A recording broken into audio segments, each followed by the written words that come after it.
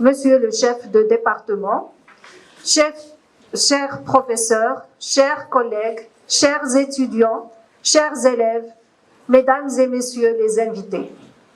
En novembre 2019, l'UNESCO a proclamé le 14 mars Journée internationale des mathématiques.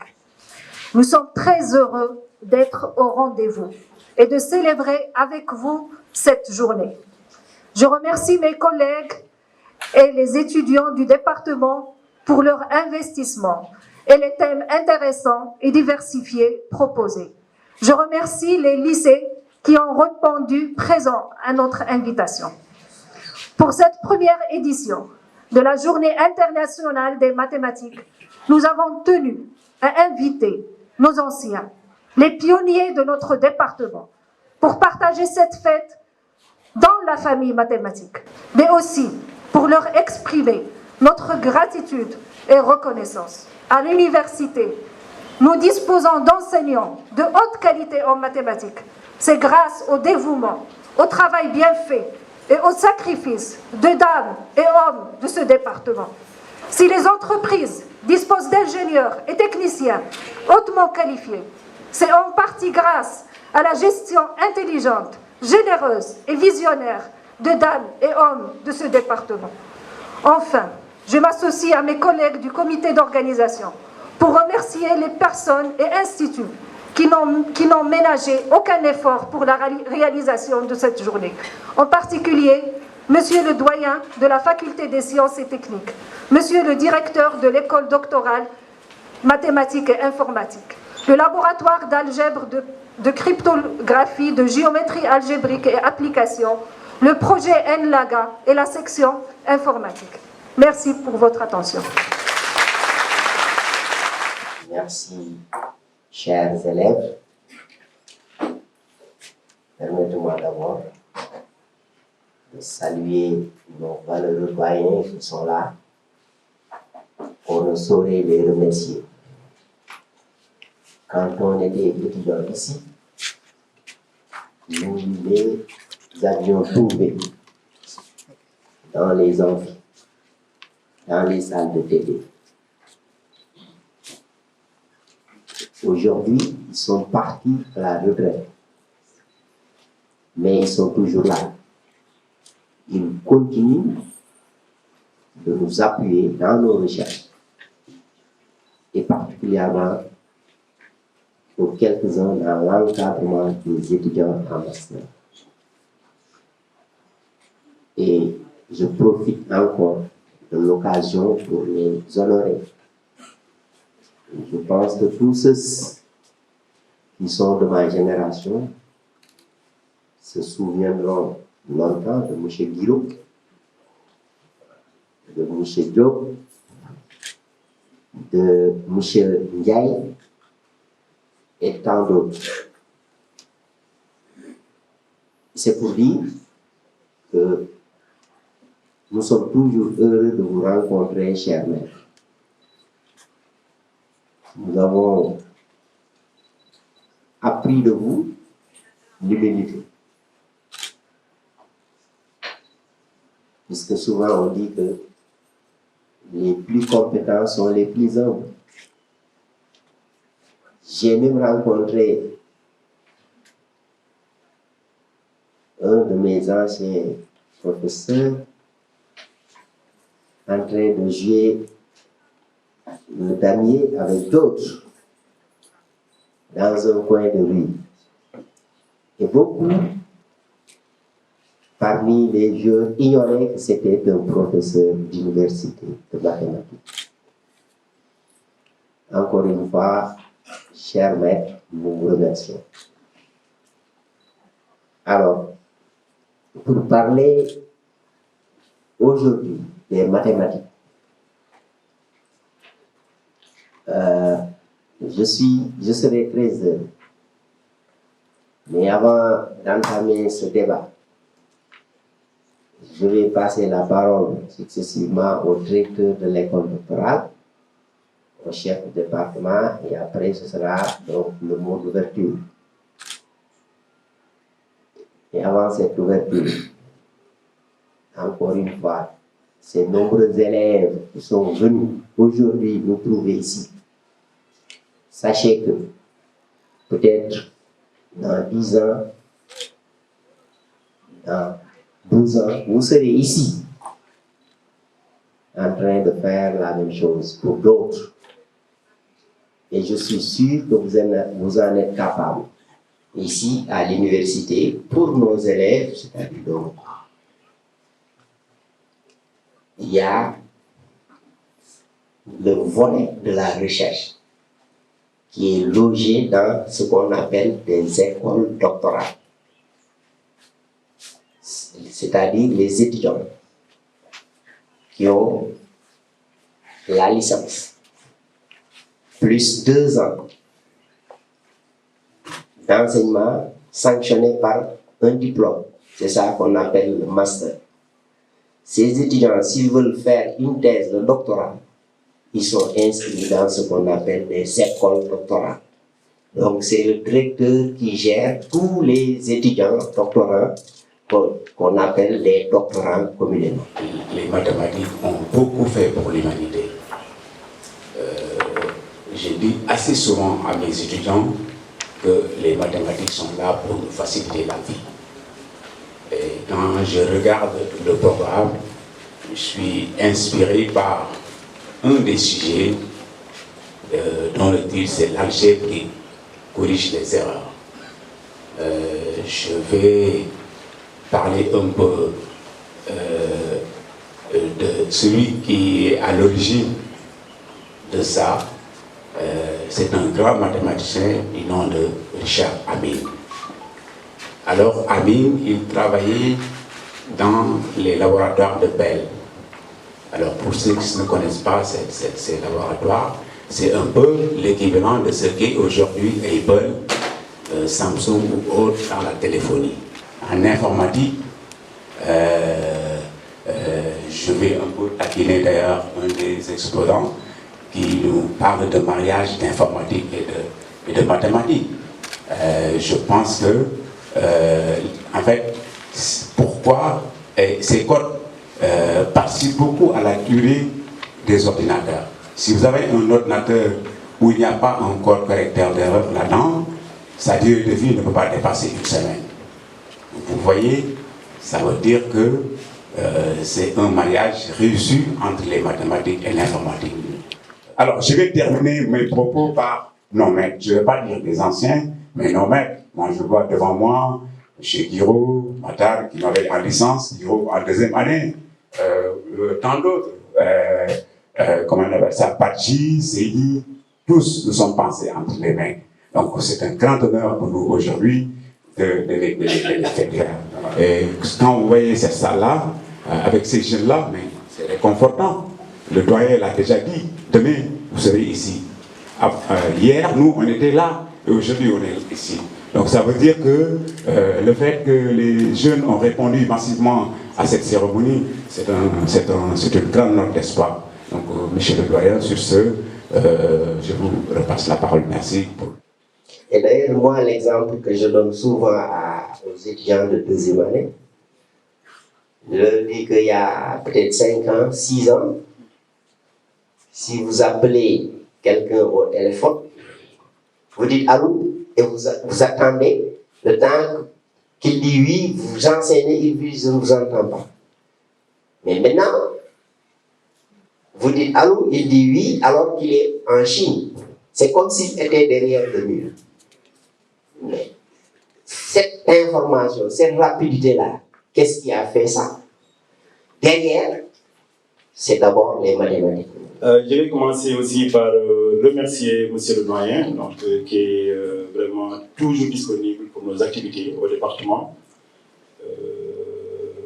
Sa simplicité, sa modestie et sa grandeur.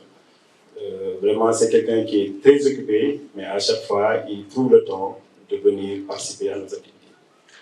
Je tenais aussi à remercier mon collègue, mon grand frère, le professeur Cheikh Koumbagé, qui est à la fois le directeur de l'école doctorale, mais il a oublié l'autre casquette, c'est le directeur aussi du laboratoire LAGA, c'est le laboratoire d'algèbre, de cryptographie, de géométrie algébrique et application. Donc, non, je fais partie, je suis membre de ce laboratoire.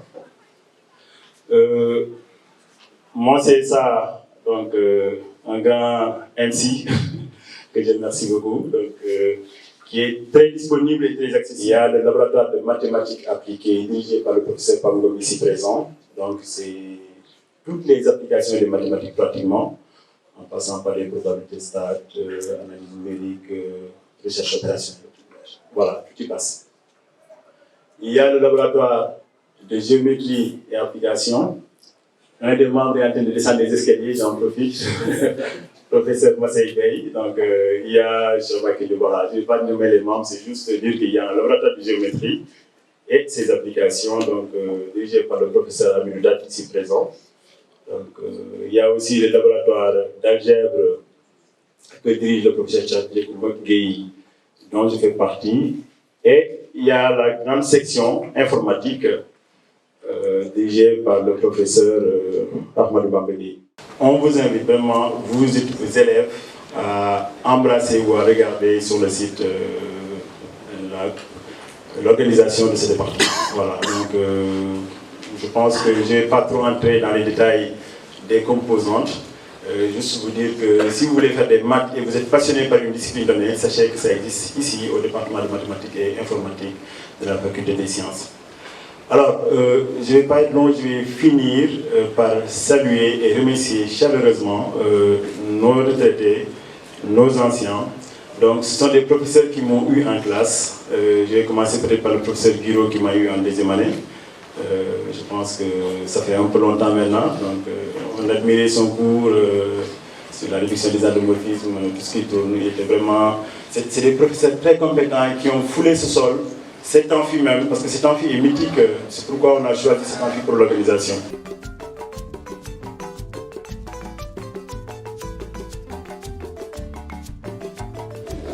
Merci beaucoup, professeur Carl. Merci beaucoup à l'assistance.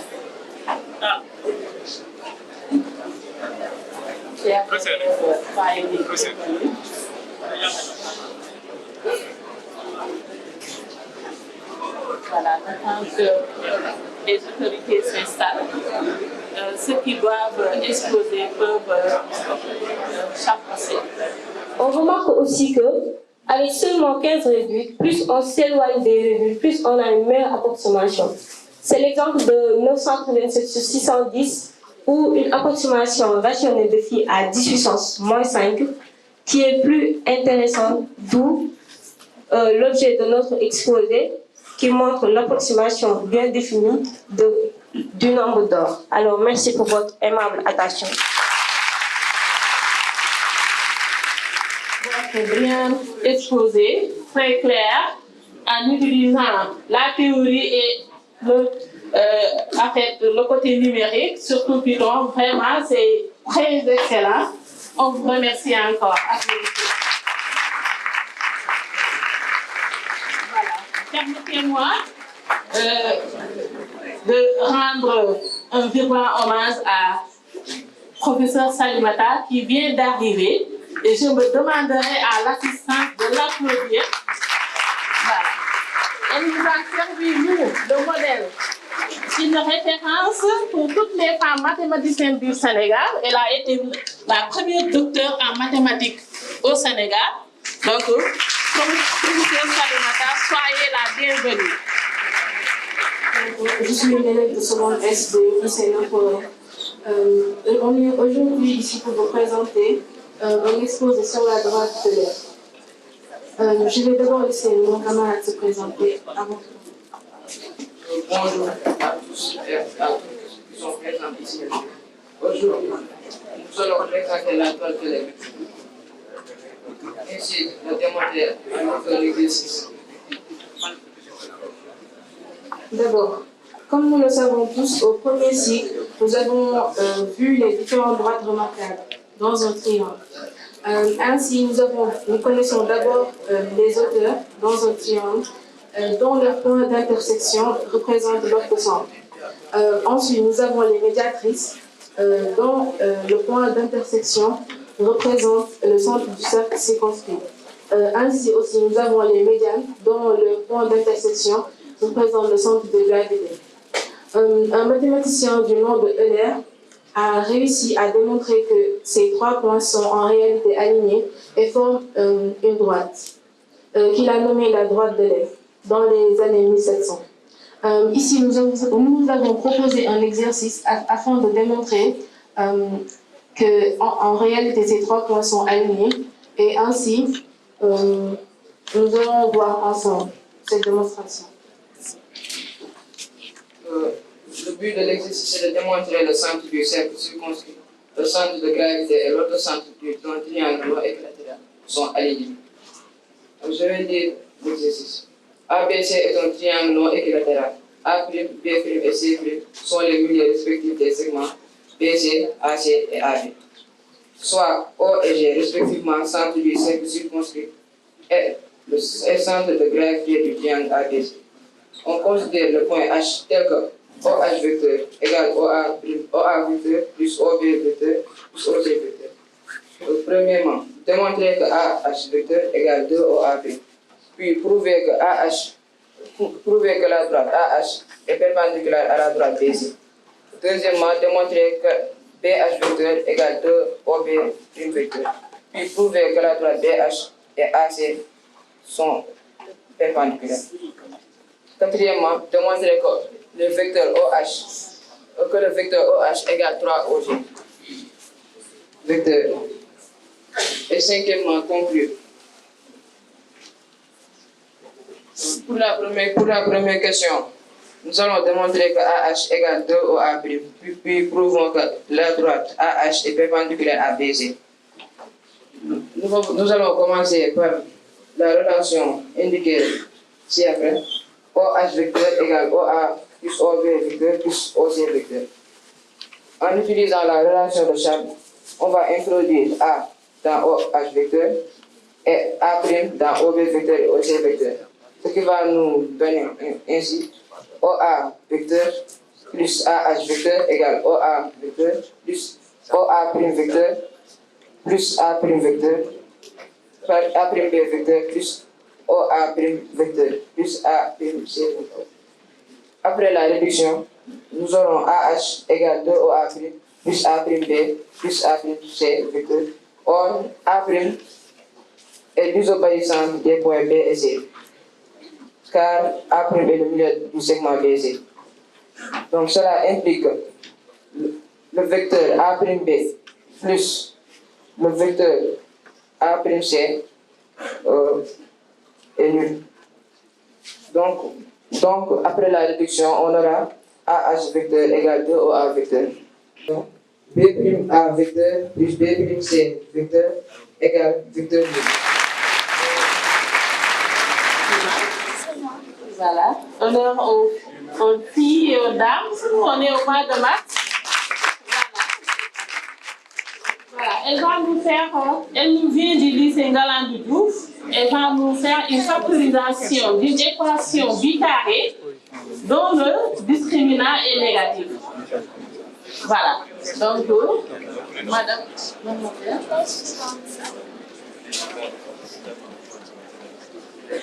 Voilà, les équations bicarrées, pour introduire un peu le temps qu'elles soient faites, sont des équations de la forme AX puissance 4 plus BX carré plus C égale à 0. A, B, C sont des réels, je pense, dans son cas. On n'est pas dans C pour l'instant. Maintenant, X, elle va nous dire. Voilà. Les équations du second degré avec comme discriminant négatif ont vu leur factorisation être reléguée au rang de l'impossibilité dans le cadre d'une résolution dans R. Par analogie, la factorisation des équations bicarrées ne fut pas aussi énigmatique, car elle fut aussi reléguée, elle fut aussi considérée comme impossible dans R, bien sûr. C'est pourquoi aujourd'hui, nous allons tenter de démystifier ce mythe.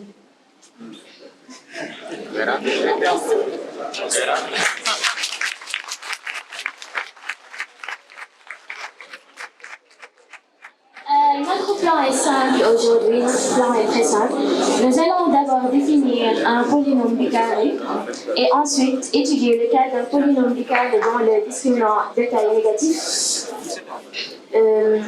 Dans le souci de donner le produit fini d'une formule permettant de factoriser un polynôme bicarré dont les détails négatifs. Ok, on appelle un polynôme bicarré toute expression algébrique qui s'écrit sous la forme ax à la puissance 4 plus bx carré plus c égale à a avec a différents zéros.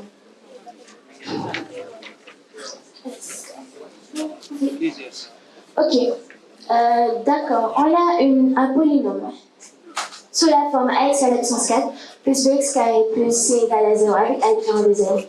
Notre cas, le cas qui nous intéresse aujourd'hui, c'est avec delta négatif. On sait que delta, c'est égal à b carré moins 4ac.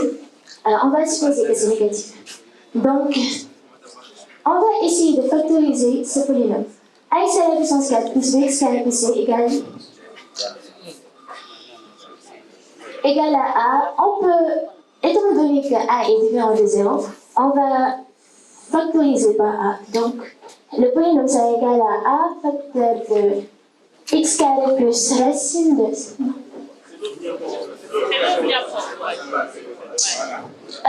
facteur de x carré, x à la puissance 4 plus b sur a x carré plus c sur a.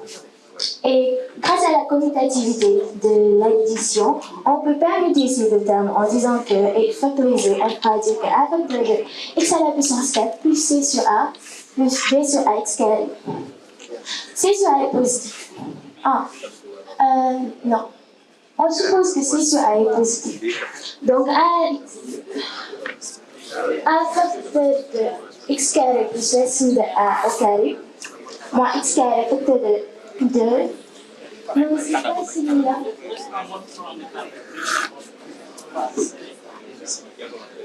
Oui, donc c'est égal à a facteur de x carré plus racine de b sur racine de c sur a au carré moins plus b sur a x carré. C'est égal à a facteur de x carré plus racine de c sur a. On suppose que c sur a est positif, le tout au carré moins 2 facteur de racine de 2. Ah, grâce au début de développement d'un carré, on a pu avoir ce résultat et après, grâce au début de développement d'un carré, on a eu ax à la puissance 4 plus x carré plus c, c'est égal à 2 facteur de x carré plus racine de c sur a, le tout au carré, moins x carré facteur de 2 racine de c sur a, moins b sur a. Nous allons montrer que dans le but d'avoir une factorisation, une forme factorisée plus contractée, plus compacte, nous allons montrer que l'expression 2 racine de c sur a moins b sur a est positive. On sait que delta est négatif. On remplace delta par son expression, on a b carré moins 4ac est négatif et inférieur à 0, ce qui équivaut à dire que b carré est inférieur à 4ac. Un polynôme bicarré dont le discriminant est négatif est bel et bien factorisable. Alors que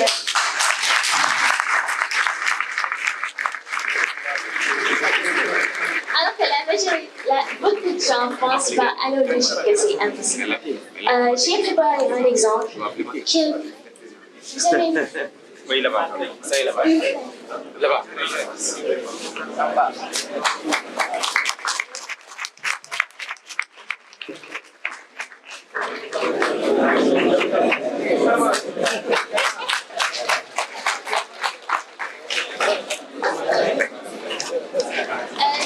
J'ai préparé un exemple. On a un polynôme, j'espère que vous allez voir ici là-bas. On a un polynôme p de x, c'est égal à grand x à la puissance 4 plus x carré plus 1. On voit bien que c'est un polynôme bicarré. Avec a, c'est égal à 1, b égal à 1 et c égal à 1. Vous pourrez bien m'excuser, j'ai pris un cas bien très facile. Oui, j'ai pris un cas très facile. Du coup, on va calculer le déterminant. B carré, c'est égal à b carré moins 4ac. Ce sera égal à 1 moins 4 fois 1 fois 1. C'est égal à moins 3. Moins 3 est négatif. Tout à l'heure, on avait démontré qu'un polynôme bicarré est factorisable. Alors, dans le discriminant est négatif et est factorisable. On a démontré la formule, on va juste appliquer pour avoir la forme factorisée de ce polynôme dont le déterminant est négatif. Donc, on a la formule, c'est P de x est égal à A facteur de x carré moins x, grande racine de 2, racine de P, plus S, plus racine de P, facteur de grand X carré plus X, grande racine de racine 2 racine de P plus S, plus racine de P. On peut calculer P et S. On sait que P c'est égal à C sur A. C'est égal à 1, parce que C c'est égal à 1, B, A égale à 1. S c'est égal à moins B sur A. C'est égal à moins 1. Donc on peut dire que P de X c'est égal à X carré moins X racine de 2 moins 1 plus racine de 1. Facteur de X carré plus X racine de 2 moins 1 plus 1. Donc, la forme finie de ce polynôme carré dont le déterminant est négatif est x carré moins x plus 1 facteur de x carré plus x plus 1. Et voilà.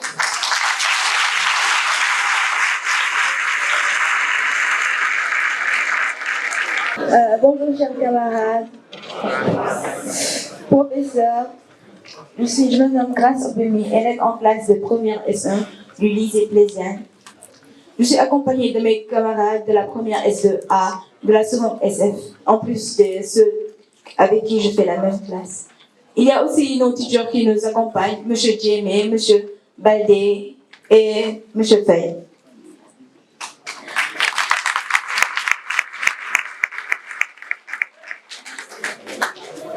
J'aimerais vous lire le poème intitulé Pi. Bon, je vais commencer.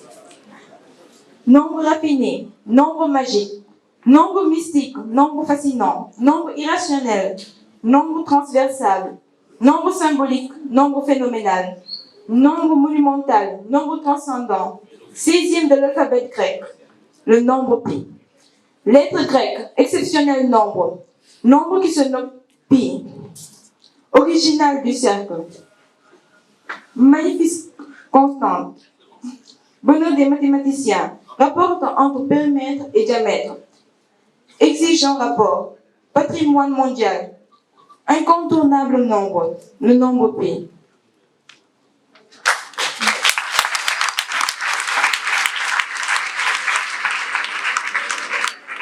Pour accompagner le poème, j'aimerais citer un vers d'Archimède. En fait, ce vers sert à retenir les 23 premiers chiffres de pi. Bon, je vais dire. Que j'aime à faire apprendre un nombre utile aux sages, immortel Archimède, artiste, ingénieur qui, de ton jugement, peut priser la valeur. C'est un vers d'Archimède. Pour trouver en fait, ce vers nous montre carrément les chiffres qui définissent le nombre pi. Par exemple, que, qui est Q, U, E, qui commence par 3, puis la virgule, J, qui est composé d'un seul chiffre, et j'aime, M, de 4 chiffres, ce qui nous donne déjà 3,14. Mais les autres chiffres nous permettent de trouver les autres chiffres suivants le 14. Par exemple, A, après 3,14, après le 14, après la virgule, nous avons 1, puis faire, qui est 5, apprendre, ainsi de suite. Jusqu'à la 23e chiffre de pi.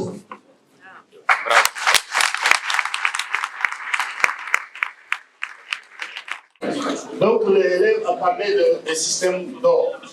Mais dans le domaine technique, nous parlons de la proportion dorée.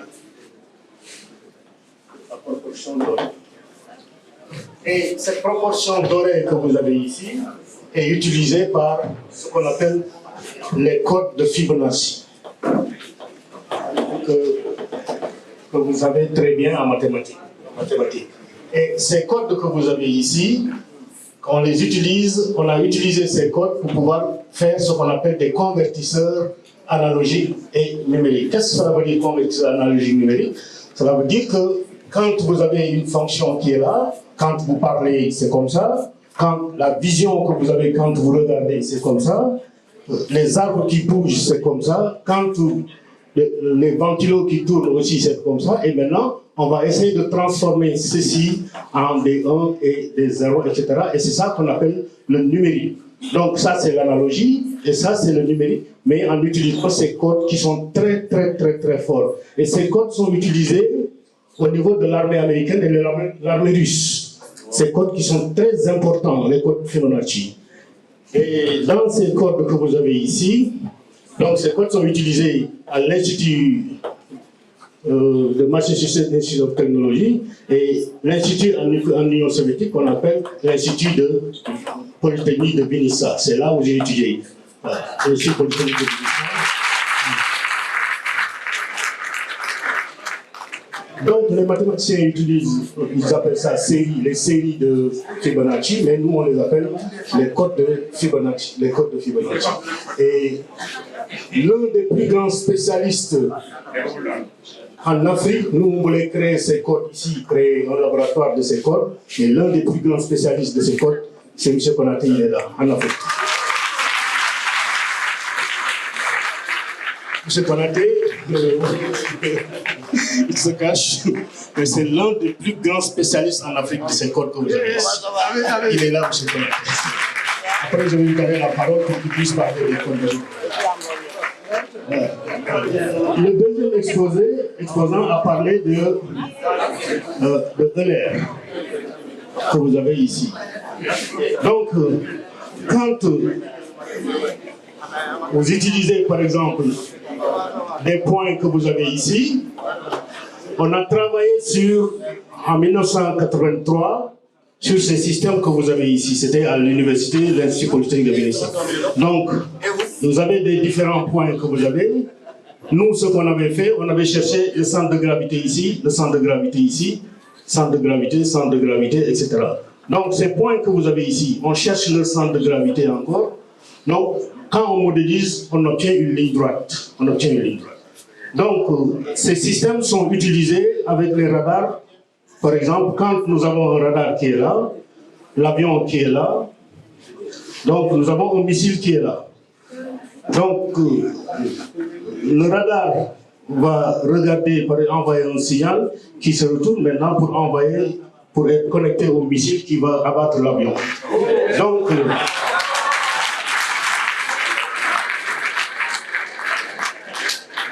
mais les avions qui sont là, l'avion est en train de partir. Donc le missile ne peut pas, s'il n'atteint pas l'avion ici, il va l'atteindre ici, parce que l'avion est en train de partir, il est là. Donc soit il l'atteint ici, ou bien là. Ça c'est utilisé dans ce qu'on appelle la loi des 3 sigma que vous avez étudié en mathématiques. La loi des 3 sigma. Donc cette loi, elle fait comme ça, comme si c'était un théorème de Carl Friedrich Gauss, mais c'est la loi des 3 sigma que vous avez, qui est utilisée ici. Donc c'est des systèmes qui sont très intéressants et très importants dans le domaine technique. Donc mathématiquement on peut utiliser ça, mais on puise des mathématiques pour pouvoir faire nos aspects techniques que vous avez ici. Donc M. Konaté, vous allez nous parler un peu des systèmes de codes de Fibonacci. Donc c'est le plus grand spécialiste en Afrique de ces systèmes de Fibonacci. Tout à l'heure, nous avons beaucoup parlé de l'utilisation des mathématiques. En informatique, il y a même un informaticien qui va parler de mariage entre mathématiques et informatique. Donc moi, quand j'entends parler du nombre d'or et des nombres de Fibonacci, je me sens très élevé. En fait, je suis excité. Moi, j'ai fait ma thèse d'informatique sur l'utilisation du nombre d'or et de la suite de Fibonacci pour créer un nouveau type d'ordinateur.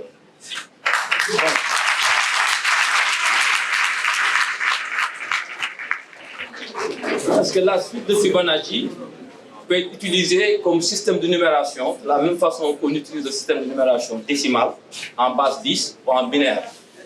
Et une fois que je sais faire ça, je sais déterminer des opérations, faire des opérations arithmétiques et créer un processeur qui sera utilisé dans le cœur de l'ordinateur. Ça, c'est pour la représentation des nombres entiers. Quand je vais représenter des nombres réels, je vais utiliser le nombre d'or, parce que le nombre d'or, c'est un réel. Ce nombre d'or, je vais l'utiliser pour faire une représentation finie de quelque chose qui est infini. Le réel, il est infini dans sa représentation par essence. Mais quand je vais l'utiliser pour représenter, je vais avoir une représentation finie, parce que dans l'ordinateur, tout ce que je représente est fini. Donc le nombre d'or, je l'utilise pour représenter les nombres réels, et la suite de Fibonacci, je l'utilise pour représenter des nombres entiers. Donc je crée deux processeurs, un processeur universel pour les nombres entiers et un processeur spécialisé pour les nombres réels que nous utilisons en mathématiques. En fait, nous utilisons une représentation qu'on appelle la représentation mathématique, la représentation scientifique, sous la forme mantis exposant. Et à partir de là, j'ai créé un ordinateur. Et donc, moi, j'étais dans un laboratoire dans lequel nous avons créé des prototypes d'ordinateurs avec ce que disait le professeur Rémi tout à l'heure, des convertisseurs numériques analogiques. Mais pas que ça.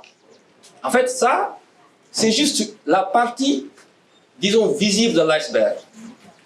Parce que ces nombres-là, le nombre d'or, aussi bien que les suites de Fibonacci, bénéficient d'un intérêt particulier dans le monde. Et pour moi, c'est vraiment un plaisir d'entendre parler de ça aujourd'hui. Parce que quand je suis arrivé ici en 1992, j'ai parlé à des collègues mathématiciens aujourd'hui, je leur ai dit, moi je travaille sur les codes de Fibonacci. Ils m'ont dit, nous on ne les appelle pas des codes. Parce qu'en fait, à ce moment-là, ils ne savaient pas qu'on pouvait en faire des codes. Ils les utilisaient dans d'autres choses en mathématiques. En fait, ces nombres sont connus, en fait, le nombre d'or, il est connu depuis l'Antiquité. On le retrouve dans l'architecture des pyramides en Égypte. On retrouve le nombre d'or dans l'architecture grecque au Parthénon. En fait, toute l'Antiquité utilise le nombre d'or pour bâtir. On retrouve le nombre d'or et la suite de Fibonacci lors de la Renaissance avec Léonard de Vinci, avec Michel-Ange. Donc tous les grands peintres, tous les grands sculpteurs de la période de la Renaissance utilisent le nombre d'or parce qu'ils disent que le nombre d'or représente les proportions. C'est pourquoi le professeur Rémi parlait tout à l'heure de proportions dorées. En italien, on appelle ça des divine proportia, la proportion divine. Les Anglais l'appellent the golden ratio. Les Allemands l'appellent the golden Schnitt. Donc, c'est un nom particulier parce qu'ils disent que pour pouvoir éprouver la beauté de quelque chose, la symétrie de quelque chose, il faut que ce quelque chose calque les proportions définies par le nombre d'or. C'est pourquoi quand vous regardez le croquis par excellence de Léonard de Vinci, qui représente un homme qui est comme ça, donc dans un cercle, c'est pour définir les proportions qu'il faut respecter pour que quand on vous regarde, on éprouve un sentiment de satisfaction et de beauté. C'est la raison pour laquelle tous les peintres de la Renaissance utilisaient ce nombre d'or dans leur peinture, ou bien dans la sculpture. Oui, mais jusqu'à ça, c'est dans le domaine, disons, de l'art, dans le domaine de l'architecture. Mais on appelle aussi le nombre d'or et la suite de Fibonacci les mathématiques de la nature. Parce que la nature se développe selon ces nombres d'or. Si vous regardez comment l'arbre place ses branches, c'est pour bénéficier le maximum de ce qu'on appelle la phyllotaxie. C'est donc l'utilisation du soleil pour générer de l'oxygène et pouvoir grandir. Donc l'arbre veut optimiser sa perception des rayons du soleil. Et l'arbre dispose ses branches suivant les nombres de Fibonacci, afin qu'il constitue seulement une petite classe, parce qu'il y a tout un ensemble de suites de Fibonacci en réalité, avec les nombres de Lucas et d'autres choses. Si vous regardez notre galaxie, qu'on appelle la Voie lactée, est représentée souvent sous forme d'une spirale, ce qu'on appelle la lemniscate de Bernoulli. Mais cette lemniscate de Bernoulli ressort dans ce que tout à l'heure les enfants ont présenté, où vous divisez des cadres à chaque fois selon les proportions de Fibonacci. Donc notre univers lui-même tourne selon le nombre d'or. Et c'est ce que vous retrouvez pratiquement dans la nature. Si vous regardez comment se développe l'ananas, le fruit de l'ananas, vous avez des losanges. D'accord? Mais si vous prenez une suite de losanges vers la droite et l'autre suite vers la gauche, vous obtenez deux nombres de Fibonacci. Et quand vous prenez le rapport et vous faites tendre, comme ils ont dit tout à l'heure, Quand vous faites tendre vers l'infini, vous obtenez le nombre d'or. Donc il y a une relation intrinsèque entre le nombre d'or et la suite de Fibonacci. Si vous allez aux États-Unis, il y a un laboratoire où il y a un certain Newcomb et Lygoménides qui travaillent sur le nombre d'or depuis plus de 40 ans. Il y a une publication qui s'appelle The Fibonacci Quarterly, qui sort tous les 3 mois, qui existe depuis des décennies, que les gens ne connaissent pas. Si vous allez en informatique, en 1965, Kautz, un physicien, a utilisé ces nombres pour définir un code qu'on appelle le code de Kautz-Fibonacci pour synchroniser les transmissions dans les réseaux de télécommunications dont parlait le professeur Rémy tout à l'heure. Et c'est à partir de là qu'on a commencé à parler de code de Fibonacci. Donc ces codes de Fibonacci ont une redondance intrinsèque qui permet de faire la détection d'erreurs dont parlait le professeur Tchekoumba tout à l'heure. Donc ce sont des codes que je peux utiliser pour détecter des erreurs et pour corriger des erreurs. Donc ce sont des codes que je peux utiliser pour faire ce qu'on appelle des ordinateurs auto-programmables qui se programment eux-mêmes, qu'on va utiliser aujourd'hui en intelligence artificielle, parce que ces ordinateurs peuvent contourner les insuffisances des erreurs. S'il y a une erreur, on peut contourner l'élément qui est déficient pour pouvoir continuer à fonctionner. Et donc, je crée ainsi un ordinateur qui est tolérant aux pannes, qui peut continuer à fonctionner malgré les pannes, parce qu'il y a la capacité de reconfiguration qui est définie par le nombre d'or et la suite de Fibonacci. Ça, c'est juste pour vous dire un peu qu'il y a une association extrêmement importante entre les mathématiques et l'utilisation en informatique et dans le monde. Vraiment, M. Rémy m'a mis dans un embarras. Comme disent nos cousins ivoiriens, les mathématiques, c'est quoi même? C'est ça le problème. En fait, Dieu a créé le monde. Dans le Coran, il a dit, au début, le ciel et la terre formaient une masse compacte. Nous les avons séparés. Cette séparation, c'est quoi? C'est le Big Bang. Ça, c'est dit dans le Coran depuis le 7e siècle. C'est au 19e siècle que la science a découvert que la création a commencé par le Big Bang. Mais au début, qu'est-ce qu'il y avait? Quand il n'y avait rien, il y avait le nombre 0 qui représentait le vide et le nombre 1 qui représentait Dieu. Vous prenez 0 et 1, vous avez tous les nombres dans le système binaire. Quand vous avez les nombres entiers, vous avez les nombres rationnels. Les nombres rationnels, vous avez les nombres réels. Les nombres réels constituent le cœur des mathématiques. Et le nombre pi, c'est le cœur des nombres rationnels, les nombres réels. Dieu a tout créé à partir des nombres. À tel point que dans les années 1975, il y avait un congrès sur l'enseignement des mathématiques dans les universités africaines. Le recteur Madanissi, qui était recteur à l'époque, m'a dit, comme c'est toi qui as convoqué cette conférence, il faut que tu écrives, il faut que tu écrives le discours de Senghor. J'ai écrit le discours, je suis allé à la présidence, il m'a reçu dans son salon. Il m'a dit, oh, un discours écrit par un mathématicien, je n'aurai que des virgules à ajouter. Dans le discours, j'ai dit que tout homme est un mathématicien. Et tout problème est en dernière analyse un problème de mathématiques. Il m'a dit, ça c'est tellement beau. Je vais ajouter, vous autres mathématiciens, vous êtes les poètes de la science.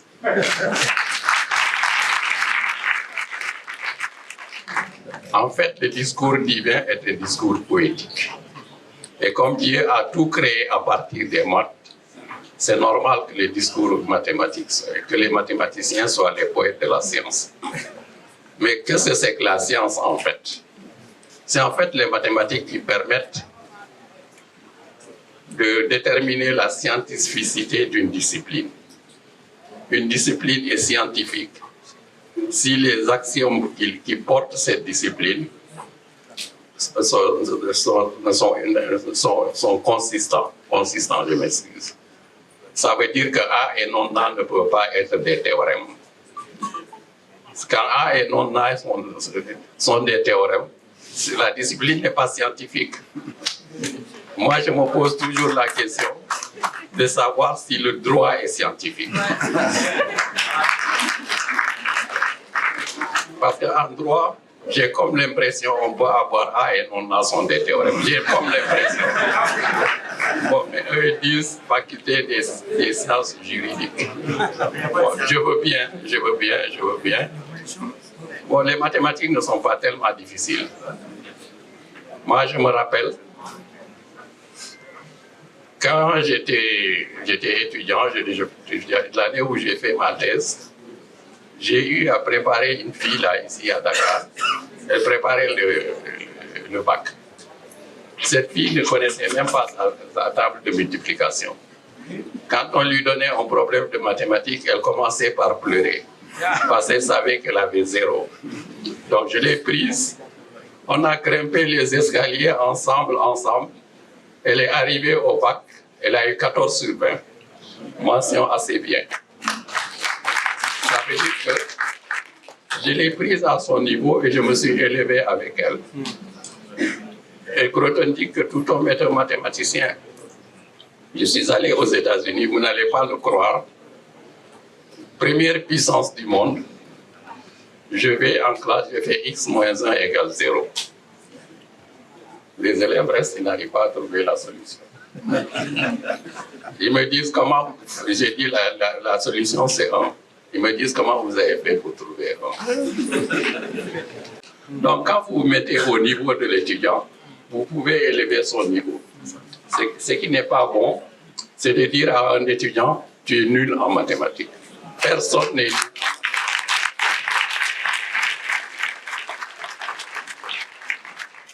Personne n'est nul en mathématiques. Il suffit de s'y prendre. Si Dieu a créé le monde sur une base mathématique, ça veut dire qu'il a donné à l'être humain les capacités intellectuelles pour pouvoir dominer, comprendre ces disciplines. Donc c'est ce que je voulais dire. Moi j'encourage les jeunes à étudier les maths. Ce n'est pas difficile. Je demande surtout aux professeurs d'être patients. Parce que c'est ça qui mène beaucoup. Sinon, cette fille-là qui ne savait pas faire, qui ne connaissait pas sa table de multiplication, qui est arrivée au bac avec 14 sur 20, si je ne l'avais pas grimpé les escaliers avec elle, elle allait échouer au bac. Ces étudiants américains qui ne savent pas résoudre l'équation x moins 1 égale 0, mais ils sont étudiants, ils sont à l'université. J'étais obligé de grimper avec eux. Et à la fin de l'année, ils pouvaient tracer des courbes, résoudre des équations du second degré, même avec paramètres et tout, faire des raisonnements vraiment consistants. Donc c'est ça les maths. Les maths, c'est ça. C'est comme disent que nos cousins ivoiriens disent, les maths, c'est quoi même? Les mathématiques, c'est ça. Mais c'est pour ça que c'est à la portée de tout le monde. À la portée de tout le monde. Il n'y a pas de gens qui sont spécialisés. Il y a des gens qui ont peut-être un esprit orienté mathématiquement vers les mathématiques, un esprit. Mais c'est tout simplement ça, comme il y a des gens qui ont un esprit orienté vers la physique, d'autres vers la biologie, d'autres vers l'informatique, ainsi de suite. Mais c'est des orientations d'esprit. Mais en eux, il y a toujours le mathématicien. C'est ce que je voulais dire, quoi.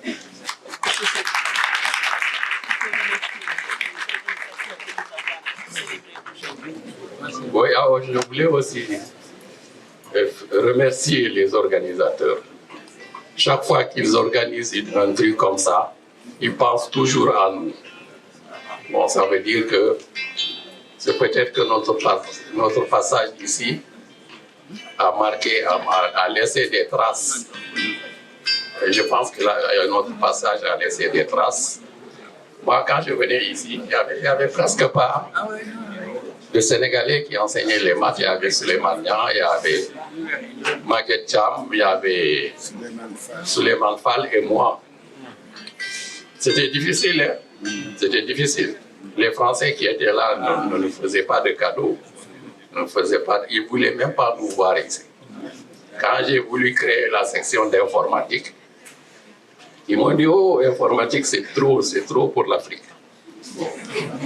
j'ai dû aller voir le président Senghor. Et à ce congrès-là, j'ai mis dans le discours que Senghor a dit, j'ai donné des instructions pour qu'on crée à l'université de Dakar un centre de calcul. Quand Senghor a dit ça, vous savez, Senghor, quand il parle, ce qu'il dit est déjà un décret. C'est pas comme les autres présidents. Senghor, il dit c'est un décret. Tout le monde s'est mis autour de moi pour savoir comment on va créer le centre de calcul. Mais si je n'avais pas fait ça, il n'y aurait pas eu d'informatique à l'université de Dakar. Or, aujourd'hui, même les commerçants là, ils ont de l'informatique. Les calculatrices, là, les smartphones, là, c'est des ordinateurs. C'est des ordinateurs. Il y avait 40 ans, le MIT cherchait à créer un ordinateur de la dimension d'un livre. Mais aujourd'hui, les smartphones, là, c'est beaucoup plus petit qu'un livre. Et c'est des ordinateurs. Donc c'est ça la vie c'est comme ça. La vie c'est un combat, il faut se battre. Quoi. Il faut se battre. Merci beaucoup. Merci.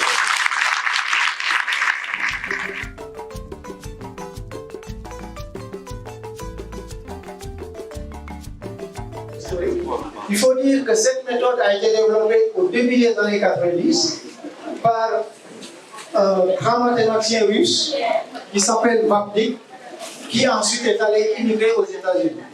Il a proposé en 1995 un livre qu'il a intitulé La nature de l'apprentissage statistique, appliqué évidemment à l'informatique. Cette méthode très connue est devenue très populaire puisqu'il a permis, dans un certain sens, à déterminer des solutions, notamment dans des exemples très connus de RNA, c'est le répertoire national des associations. Alors, il faut dire que c'est juste une méthode qui permet de résoudre un problème. Et ce problème-là, il s'agit juste de trouver, on va dire, un séparateur linéaire. Alors, ce séparateur linéaire, dans le cas présent, on va le traduire par ce qu'on appelle un hyperplan optimal. Alors, l'optimalité ici va nous entraîner à aller chercher des coefficients qui sont pour l'instant inconnus et qu'il faudra ensuite estimer. Voilà pourquoi le hyperplan qu'on va obtenir, ce sera un hyperplan estimé. Il faut dire que cette méthode garantit, on va faire de solides connaissances théoriques et ensuite il y a une bonne partie d'informatique à travers la recherche d'algorithmes adaptés. Alors, c'est quoi le problème? Là, on va prendre un problème assez simple. On veut juste procéder par une discrimination entre deux classes. La classe, on va nommer la classe numéro 1 et la classe numéro 2. Alors, dans la classe numéro 1, c'est le petit carré. Dans la classe numéro 2, ce sera le petit rond. Alors, l'idée maintenant, c'est de pouvoir trouver une droite, puisqu'on est dans le cas linéaire, qui permet de faire une bonne séparation. Dans des exemples très connus de RNA, c'est le répertoire national des associations. Alors, il faut dire que c'est juste une méthode qui permet de résoudre un problème. Et ce problème-là, il s'agit juste de trouver, on va dire, un séparateur linéaire. Alors, ce séparateur linéaire, dans le cas présent, on va le traduire par ce qu'on appelle un hyperplan optimal. Alors, l'optimalité ici va nous entraîner à aller chercher des coefficients qui sont pour l'instant inconnus et qu'il faudra ensuite estimer. Voilà pourquoi le hyperplan qu'on va obtenir, ce sera un hyperplan estimé. Il faut dire que cette méthode garantit, on va faire de solides connaissances théoriques et ensuite il y a une bonne partie d'informatique à travers la recherche d'algorithmes adaptés. Alors, c'est quoi le problème? Là, on va prendre un problème assez simple. On veut juste procéder par une discrimination entre deux classes.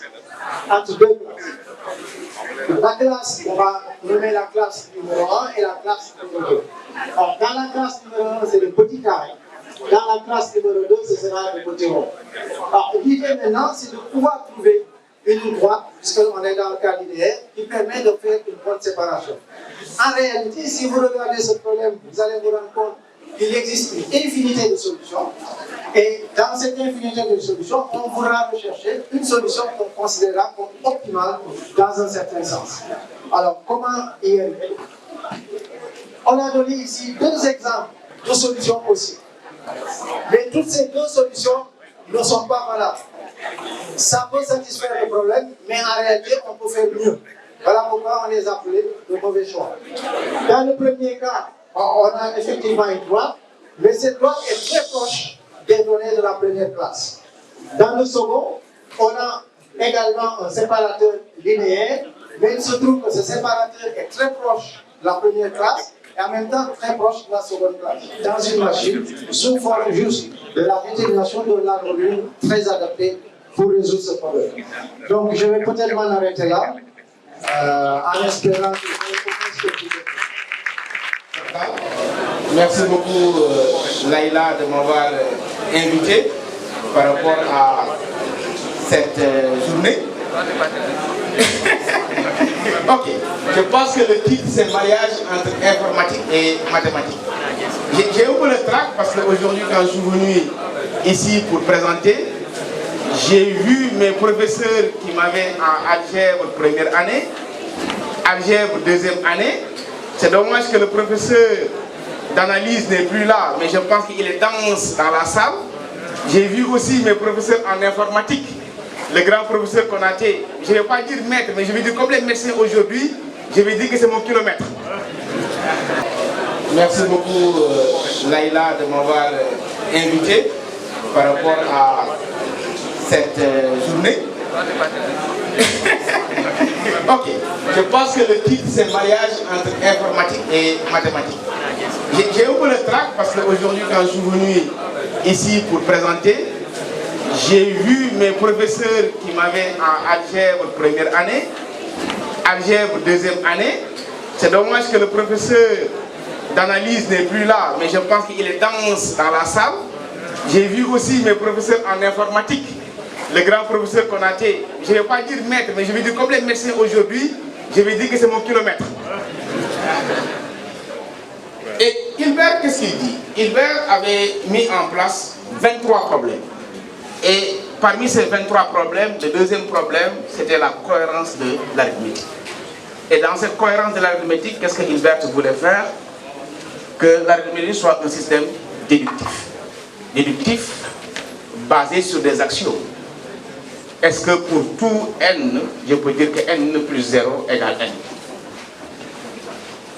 Les élèves, est-ce que n plus 0 égale n pour tout n?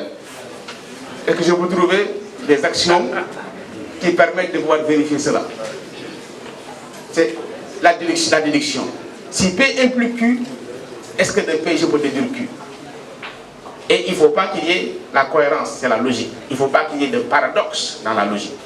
Il y avait aussi le problème de la complétude. La logique n'a pas le droit de dire « je ne sais pas ». Après aussi, il y avait le problème de la complétude. Et c'est ça que Hilbert voulait mettre en place. Au même moment aussi, Leibniz aussi voulait mettre en place son calculus rationator. Et le but c'était quoi? Quand on a des philosophes qui sont en train de philosopher, qu'on puisse avoir une machine qui, quand on met les propositions des deux philosophes, qu'on puisse dire qui a raison et qui a tort.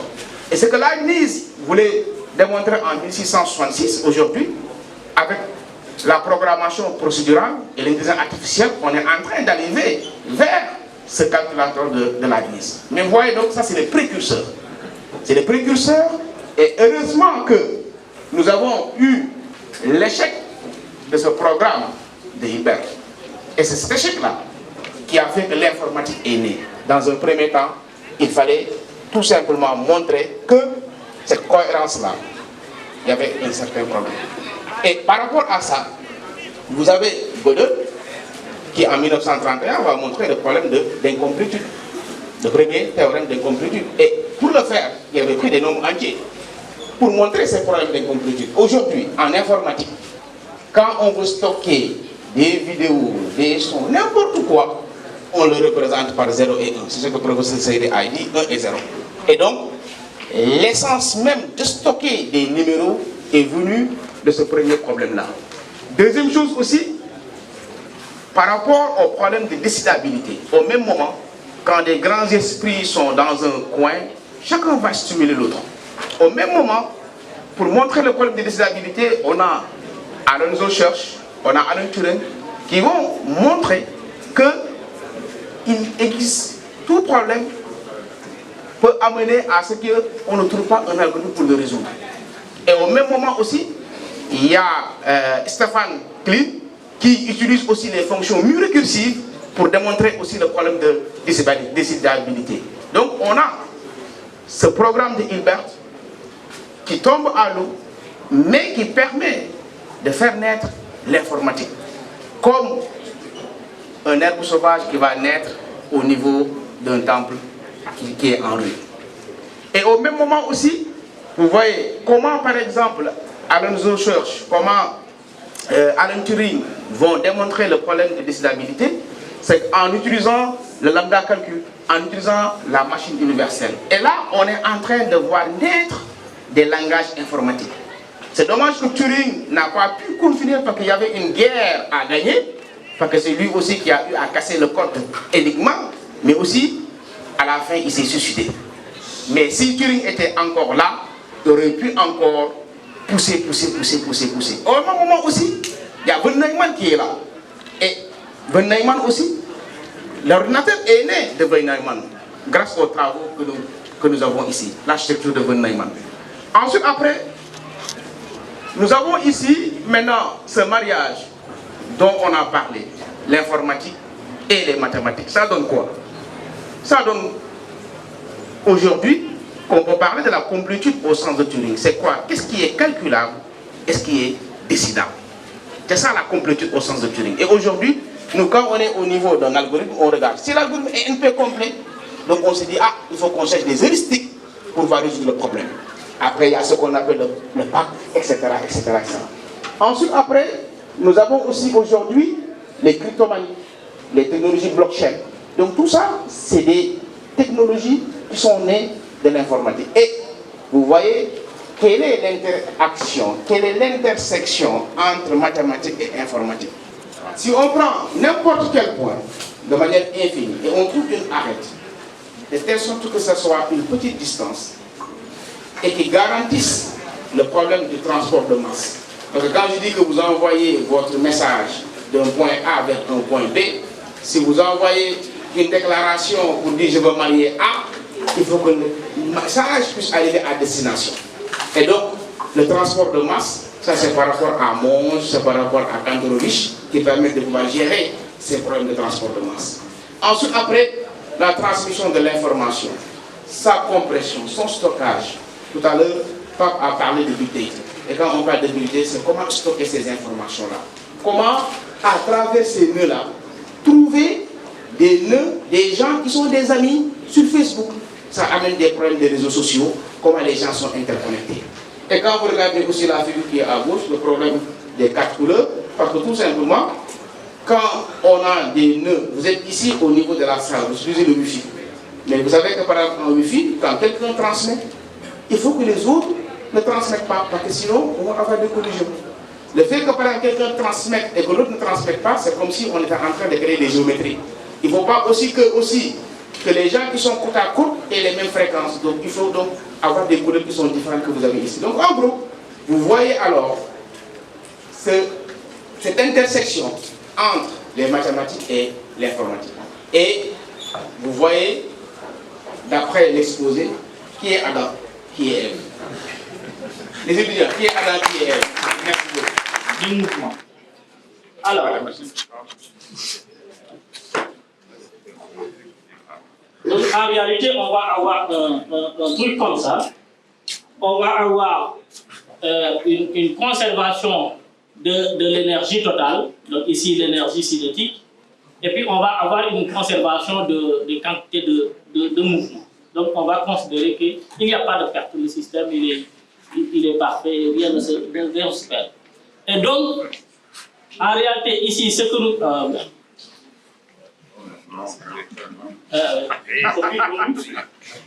il faut cliquer ici. Voilà. Il faut cliquer ici. Ok.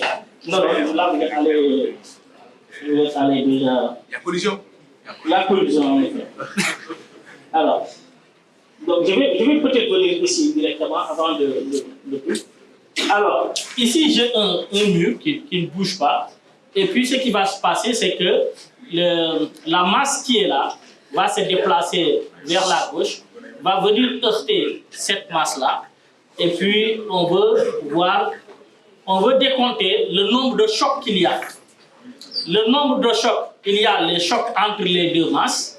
Il y a le choc entre la collision entre cette masse-là et le mur. Donc, on veut décompter le nombre de collisions. Donc, il faut cliquer maintenant. Non, il faut cliquer sur. Reviens. Voilà, il faut cliquer là. Alors, déjà, on va compter. Donc, on a un premier choc. Le décompte se fait ici, un deuxième choc. Et après le troisième choc, en fait, il n'y a plus de choc. En réalité, ici, comme les deux masses sont égales, en fait, quand celui-ci va venir, quand celle-ci plutôt va venir heurter celle-là, va s'arrêter. Il va transférer toute son énergie à l'autre qui va partir, qui ne va pas perdre d'énergie ici, parce que j'ai dit que les chocs sont parfaitement élastiques. Et au retour, il va venir recogner celle-ci et va s'arrêter. Et l'autre va partir. Donc, on décompte, dans ce cas, on a décompté 3 chocs. Alors, on passe au slide suivant. Alors, vous cliquez sur le truc. Là, maintenant, on prend deux masses différentes. L'autre fait 100 fois le plus petit. Et on décompte le nombre de chocs. Alors, en fait, il faut accélérer parce qu'on n'a pas beaucoup de temps. Alors, on en a compté déjà 30. OK. Et puis, paf, 31. Et après, ils ne vont plus jamais se retrouver. Donc, on a 31. On passe au slide suivant. Alors, qu'est-ce qu'on fait? On refait la même chose, mais avec des masses différentes. Et on décompte à nouveau. OK? Et là, on a fait un replay. D'accord? On décompte. Et puis, celui-ci, il s'en va à l'infini. Mais ici, on aimerait bien avoir un 4 ici. Un paf 4 est venu. D'accord? Et donc, on va toujours prendre celui-ci égal à 1 kg et on va prendre celui-ci des puissances de 100. Des puissances de 100. Alors, on passe au slide suivant.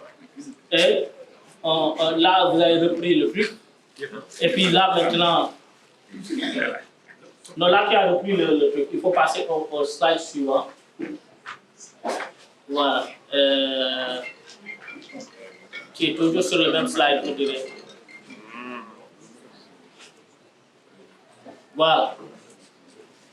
Et puis, on refait. En réalité, ce qu'on va constater, en fait, quand on met une puissance de n, en fait, on va se retrouver avec un nombre qui est toujours dans la suite de nombre de pi. Donc, en fait, pi apparaît naturellement. Et donc, pi apparaît naturellement dans la vie, dans les collisions, dans les chocs. Mais, ouais, je vais peut-être conclure avec ça. Il faut faire une invite pour les plus jeunes. Parce que tout est né de l'observation. Et le premier qui dit qu'en fait, le rapport entre la circonférence d'un cercle, quelle que soit la taille du cercle, et le diamètre, ça semble être une constante, il a dû faire attention. Newton, quand tout le monde constate que les choses ont tendance à tomber vers le public, et lui, il se pose la question de savoir pourquoi ça tombe. Ça paraît tellement naturel que la question semble bête de se poser la question de savoir pourquoi les objets tombent. Et il est considéré aujourd'hui comme le plus grand scientifique de tous les temps. Donc je vous invite à vous poser des questions, je vous invite à observer autour de vous, et je vous invite à remettre en cause ce qui se passe autour de vous. Je vous remercie. Donc l'homme a toujours voulu communiquer, toujours échanger, et que ce soit aujourd'hui à travers nos communications téléphoniques, que ce soit les communications satellitaires, les sondes qu'on envoie au niveau des planètes, la radio, de manière classique, etc. Mais le problème qui se pose souvent, c'est que lorsqu'on transmet un message, déjà, bien avant même ceci, on avait des obstacles, tels que le vent, par exemple, quand il y a un mur, quand plusieurs personnes parlent, etc.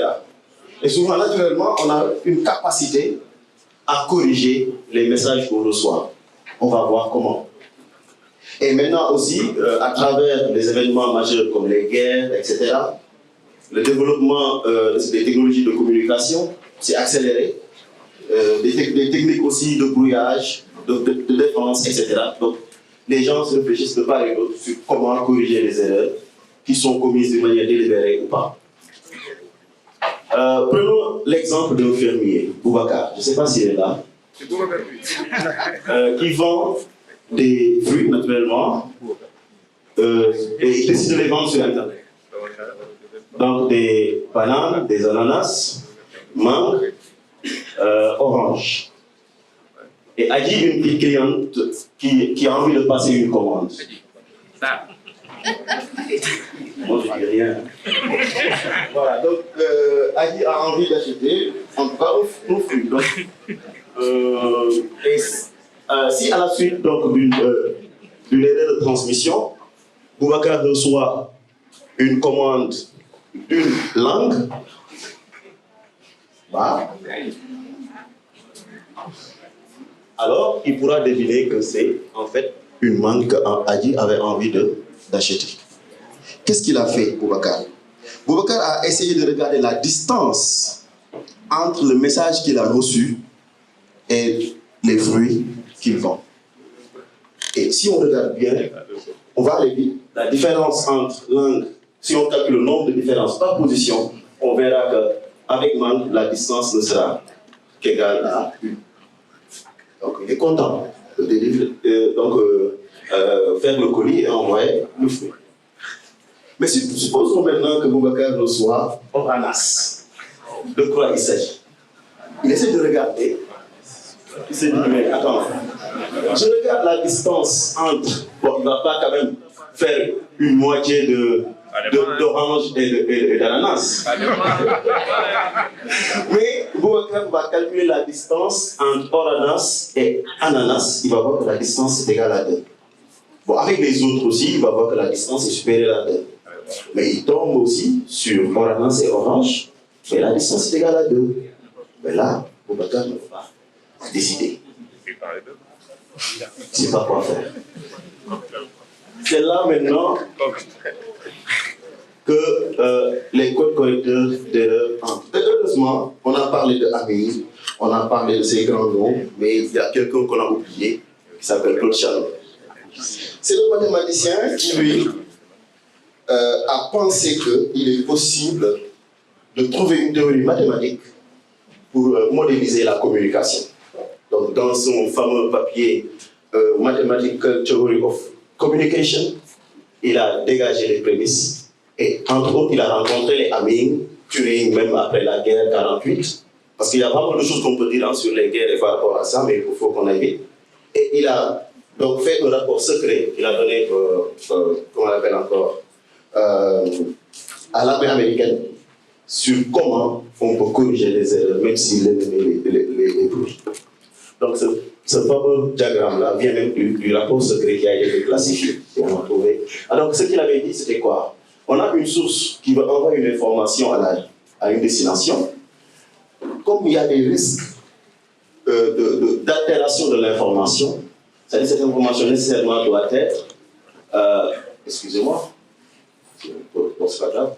Cette information doit être, donc cette information doit être naturellement encodée, transformée d'une certaine manière. Attention, il y en a qui pensent qu'encoder c'est crypter. Non, c'est pas la même chose. Encoder c'est juste donner un code. D'accord? Voilà, maintenant cette information qui soit envoyée à travers ce qu'on appelle un canal pluté, ça peut être l'air, le vent, etc., qui peut altérer l'information, à la réception qu'on puisse restituer l'information qui a été envoyée. Et donc trouver le message que Adi voulait envoyer à Boubacar. L'exemple, le schéma que je donne ici, supposons que ça c'est l'ensemble de nos messages. L'idée c'est simple en fait. L'ensemble de nos messages qu'on peut envoyer. On plonge cet ensemble-là dans un ensemble plus grand, c'est les points verts. Et la question c'est quoi? Si j'envoie un point ici, un point vert qui est là, je l'envoie, donc là on quitte ici pour aller là, on est ici, on envoie ce point vert, il y a une altération ici, il est possible qu'on se retrouve sur les points rouges et les points bleus. Et maintenant, qu'est-ce qu'on va faire? À chaque fois qu'on se retrouve sur ces points-là, comme avait fait Boubacar pour le cas de l'angle, on va essayer de trouver le point bleu le plus proche. Donc, on cherche la plus petite distance. Mais c'est un problème mathématique très difficile, ce problème-là. Et d'ailleurs, voilà. Et maintenant, avant même d'arriver à ce problème, on va d'abord passer à la formalisation. C'est là où l'algèbre entre en jeu. Donc, tout problème, si vous êtes capable de le modéliser algébriquement, vous pouvez résoudre et corriger les erreurs. Maintenant, je vais m'excuser auprès des collègues. Je ne vais pas parler de morphisme, je ne vais pas parler d'anneau, hein, je ne vais pas parler d'isomorphisme, je ne vais pas parler de matrice. J'ai envie vraiment de discuter avec les jeunes qui viennent du lycée. Donc, soit à un alphabet, comme dans la langue française, ou wolof ou autre. Entre parenthèses, on s'en occupe pas. N inférieur strict à N, 2 entiers naturels non nuls. Alors un code peut être défini comme une application, et je pense injective au lycée OC, comme l'a dit hier. Donc, une application fine définie de AN vers AN. AN, c'est quoi? C'est l'ensemble des mots de longueur N. Vers l'ensemble des mots de longueur N. Ça veut dire que si on a un mot qui est comme ça, on le transforme en un mot très long. On ne veut pas que ça soit trop long aussi. S'il vous plaît. Voilà, donc, ça c'est définir un code. Maintenant, C qui est égal à phi de x, un élément de AN, est appelé mot de code. C'est le message en fait à envoyer. Le message encodé. Maintenant, ici, à la réception, on peut recevoir Y qui est égal à C plus E. Et maintenant, la question qu'on se pose, c'est comment se débarrasser de ce E-là? Et ce problème a été démontré. MP complet. MP complet, ça veut dire quoi? Ça fait partie des problèmes les plus difficiles. Aujourd'hui, si vous parvenez à résoudre ça, vous devenez, on va dire, millionnaire. Vous risquez même de résoudre les problèmes du millénaire. Oui. Maintenant, ça a été démontré comme MP complet. Si vous résolvez ça, vous allez résoudre tout un tas de problèmes qui vous cassent la tête depuis. Et ici, dire un problème est difficile, ce n'est pas dans le sens d'un exercice. C'est dans le sens du nombre d'opérations à faire. Et ça veut dire, si vous essayez de le faire, de résoudre ça, vous risquez de passer votre vie dessus. Vos petits-enfants vont venir passer leur vie, etc. Par rapport à l'état des connaissances aujourd'hui.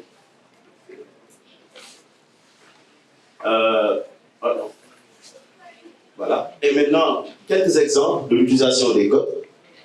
Vous savez, en 1972, les Américains avaient envoyé la sonde Mariner autour de Mars. Et cette sonde devrait envoyer un peu de la géographie, un peu voilà, de Mars, etc. Et les codes ont été utilisés, notamment ce qu'on appelle les codes universels. Voilà, donc c'est et qui parvenait même à travers donc, des erreurs au niveau atmosphérique ou bien le vent solaire, etc. On parvenait même à récupérer des images. Et aujourd'hui, c'est ça qui est utilisé. Voilà, donc des codes qui ont été inventés par Reid et Müller. Et là, c'est un mariage entre l'informatique aussi, parce que lui est un informaticien, Müller un mathématicien. Et il ne faut pas oublier, le problème était difficile. Si on prend une fonction aléatoire, mais les mathématiciens sont intelligents, ils se disent, ok, si je fais ça, ça ne marche pas, je vais encore chercher un autre espace où je peux faire mes calculs, je vais les transformer par équivalence à l'espace AN. Je ne vais pas dire isomorphisme. Voilà, avancez. Bon, là, il corrige, ça j'ai déjà expliqué. Donc là, un exemple bien connu, je pense au lycée, le problème d'interpolation. Même au collège, souvent on donne des points, 2 points, trouver la droite de l'équation. Facile à faire. Moi, j'ai oublié comment on le fait. Mais je pense que vous êtes plus fort que moi, vous pouvez le faire. Alors, ici, on ne va pas envoyer quand même que 2 bits d'information, par exemple. Mais on va envoyer une information plus longue. Donc ici, il y a le théorème d'interpolation de Lagrange qui généralise un peu cela. Parce que là-bas, pour avoir une équation de degré 1, il faut 2 points. pour avoir une équation de degré 3, degré 1, 2 points, 3, il suffit d'avoir 4 points, etc. Donc si on veut envoyer n points, il est possible de transformer ça de par ceci, par un polynôme de degré n-1. Okay? Voilà, donc le théorème il dit quoi? Soit A1, A2 jusqu'à AN, K points réels distincts, c'est important. 2A, donc 2A2, et Y1 jusqu'à YN des réels quelconques. Alors, il existe un unique polynôme P de degré inférieur strict à N, tel que P de AI égale à Y. C'est juste le problème d'interpolation de Lagrange. Donc, sur cette figure, c'est juste ceci. Si vous connaissez l'image de ces des points ici, sur l'axe des abscisses, il est possible de retrouver le polynôme qui a été envoyé. Et donc, est-ce qu'il est possible de transformer nos messages en polynômes, de les interpoler, de les évaluer et d'envoyer? S'il y a des erreurs, on fait l'opération inverse. Donc ici, supposons qu'on voulait travailler, Agi et Boubacar décident de travailler sur l'alphabet français. Pas oublier Agi et Boubacar. Là, je vais faire un peu de magie. J'ajoute l'alphabet français en majuscule, on en a 26. Je vais y ajouter 3 lettres. Si je fais des calculs sur l'alphabet, vous ne l'avez jamais vu, mais il est possible de faire A plus B, de diviser A par B, etc. Mais attention, ce n'est pas toujours possible. Si j'ai un alphabet de 29 caractères, oui, c'est possible, parce que 29 est le nombre premier. Il est magique. Les nombres premiers sont magiques. Mais on ne va pas rentrer dans les détails un peu, mais on reste là. Maintenant, ce qu'on va supposer, c'est simple. Pour nous, 29 égale 0.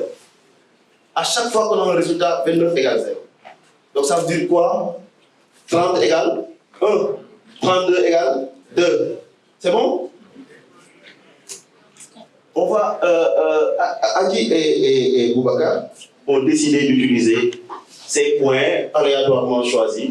0, 1, 2, 3, 4 jusqu'à 7. Ok? Agi veut envoyer orange. On va prendre juste. Bon, ici j'ai commencé A et 1 pour moi. Donc ça veut dire que le deuxième caractère c'est 0. D'accord? Voilà. Donc 15, 18, 1, 14, 7 et 5 correspondent aux positions respectives des lettres. Et on transforme en polynôme qui donne ce joli polynôme-là que Agi va envoyer à. Voilà. Mais attention, le polynôme est de degré 5. Si on envoie 6 évaluations, il est possible de le récupérer. Mais dès qu'il y a une erreur, on peut récupérer le polynôme. Donc qu'est-ce qu'on va faire? On va envoyer plus d'évaluations. Donc ici, Agi va calculer pour de A0 jusqu'à A7. Donc l'image de A0 par ceci va donner 15. L'image de A1 va donner un grand nombre, mais on fait, comme 29 égale à 0, on fait une division euclidienne et on prend le reste. Donc le reste va donner 2, etc., etc. Donc supposons qu'on a envoyé ceci, Agi a envoyé ceci, et à la réception, Boubacar récupère ceci. Maintenant, dans la pratique, Boubacar ne connaît pas les positions qui ont été altérées. Mais ici, pour simplifier le problème, on va supposer que Boubacar, par magie, a pu trouver que c'est la position numéro 1 et la position numéro 8 qui ont été altérées. Et le message donc, de Agi encodé est ceci, et à la réception, on reçoit ça. Est-ce que Boubacar est capable de retrouver le message que Agi voulait lui envoyer? Donc, vous voyez, il y a 2 erreurs. Ça peut être ordonnance. Parce que la distance avec les mots, c'était 2. Je vais avancer, s'il vous plaît. On va faire vite. Voilà, ici, on suppose que Boubacar a pu trouver les positions d'erreur, donc les positions où il y a des erreurs. Ça demande quand même des compétences, au moins de licence informatique. Donc, licence mathématique, la boucle de clic étendue et autres. Donc, on saute ça. Et maintenant, c'est la position A2 jusqu'à la position A7.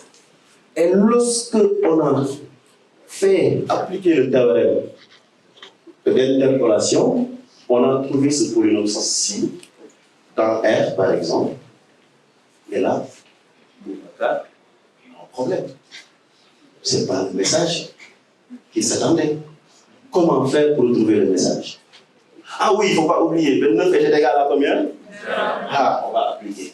On avance. 217, on va Avancez. Décomposer, ça fait 7 fois 29 plus 14. Avancez encore. Et donc, 29 égale 0, le moins 14. Donc, vous avez moins 14, n'est-ce pas? Moins 14, ça nous gêne. Moi, j'aime pas les moins. Et 29 égale 0, j'ajoute encore 29. Ça devient, mais 15. Vous vous rappelez du terme constant de notre polynôme? Ça commence à se dessiner. On avance. Avancez. On les trouve dans les communications satellitaires, dans les, enfin, toujours, même les sondes spatiales, les photos qui sont envoyées, les CD, DVD. Encore. Les QR codes que vous utilisez lorsque vous devez payer, quand vous téléphonez, quand vous êtes sur WhatsApp, etc. Donc sur Internet, etc. Cryptographie, peut-être une autre fois, on va parler de ça. Voilà. Et maintenant, avancez, car il puise à une source inestimable qui est la terre. L'apprentissage a inauguré l'usine de dessalement. Donc au niveau des mamelles, on va puiser de l'eau salée et on va désaliniser ça et on va distribuer ça en plage. Donc en fait c'est un problème à enjeu mondial, l'eau douce que nous buvons. Dans certaines localités, elle manque cette eau-là. Donc il faudra la pérenniser, il faudra la justifier. Ensuite, donc ici on va s'intéresser sur les nappes phréatiques. Très bien. Donc en fait dans les nappes phréatiques, ça se trouve dans une situation beaucoup plus globale qui s'appelle les aquifères. Aquifère, quelqu'un se rappelle de ce mot-là, aquifère? C'est pareil. Donc c'est dans le sous-sol, on va trouver des roches dedans, il y a de l'eau. Par exemple, au fin fond de chez moi là, on a un puits. Donc si vous voulez de l'eau, vous mettez votre seau, vous avez une corde, vous tirez, cette eau-là, elle provient des nappes phréatiques. Donc je rappelle que cette eau-là, dans certaines zones, elle est polluée. Dans certaines zones, en fait, les gens n'arrivent pas à avoir suffisamment d'eau. Okay? Donc c'est un problème à enjeu. Donc allons-y. Que contient vraiment un aquifère?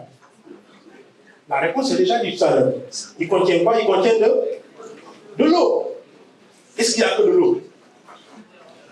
Des roches, du sable, des minéraux, très bien. En plus de ça, il y a quoi?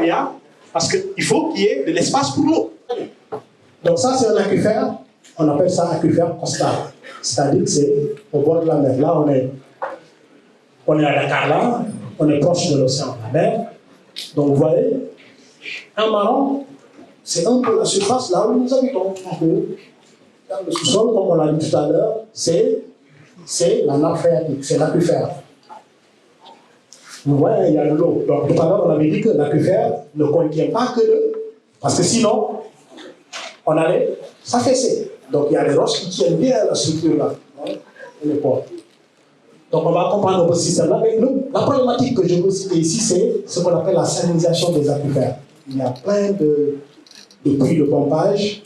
En un certain temps, on va puiser de l'eau.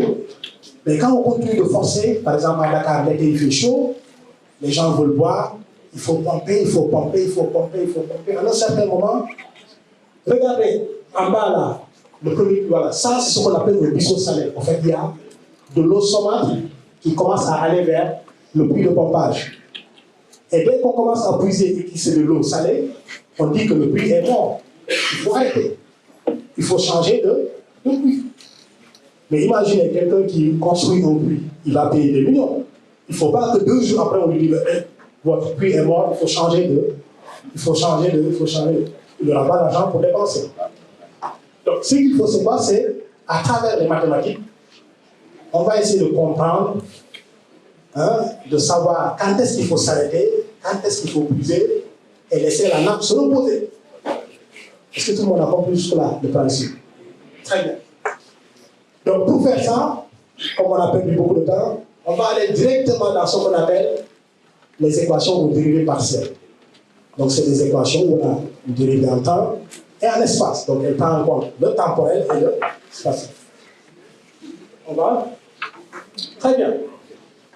Un système d'équations aux dérivées partielles. Vous allez vous dire, c'est quoi ça les H? Bref, c'est un long travail. Beaucoup de mathématiques. Ne vous inquiétez pas, ce n'est pas trop compliqué. Si vous avez compris le principe, vous y allez tout doucement. Donc on y va. Là, le H que vous voyez là, c'est quoi? C'est la hauteur entre l'eau douce et l'eau salée. Donc je vais dire c'est H. H1, c'est la hauteur entre le milieu saturé et le milieu non saturé. Donc ça, c'est H. Ensuite, si vous regardez bien, vous voyez les petits paramètres dont je parlais tout à l'heure. Hein, le phi, qui est la porosité, K, qui est la matrice de conductivité, je ne vais pas parler, mais pour éviter de rentrer dans les détails. Après, il y a un travail mathématique. Il faut montrer qu'il existe une solution dans un espace. Je ne vais pas vous raconter, non. Vraiment souffert. Je viens là, il ne comprend pas. Donc ensuite, c'est plein de termes. On n'arrive pas à comprendre ces termes-là, c'est quoi? Donc ce qu'il faut faire, il faut utiliser encore les leviers mathématiques, l'analyse numérique et la simulation numérique pour comprendre. Donc je reviens sur l'image précédente, comme ça on est sûr qu'on a bien compris. Donc l'idée c'est quoi? C'est, vous avez vu la partie en bleu là, c'est la partie où l'eau est salée. Au-dessus c'est l'eau douce. Mais l'interface, il y a une interface où c'est ni salé ni douce, entre les deux. Donc nous par exemple, si on pompe, l'interface on va avoir une cône.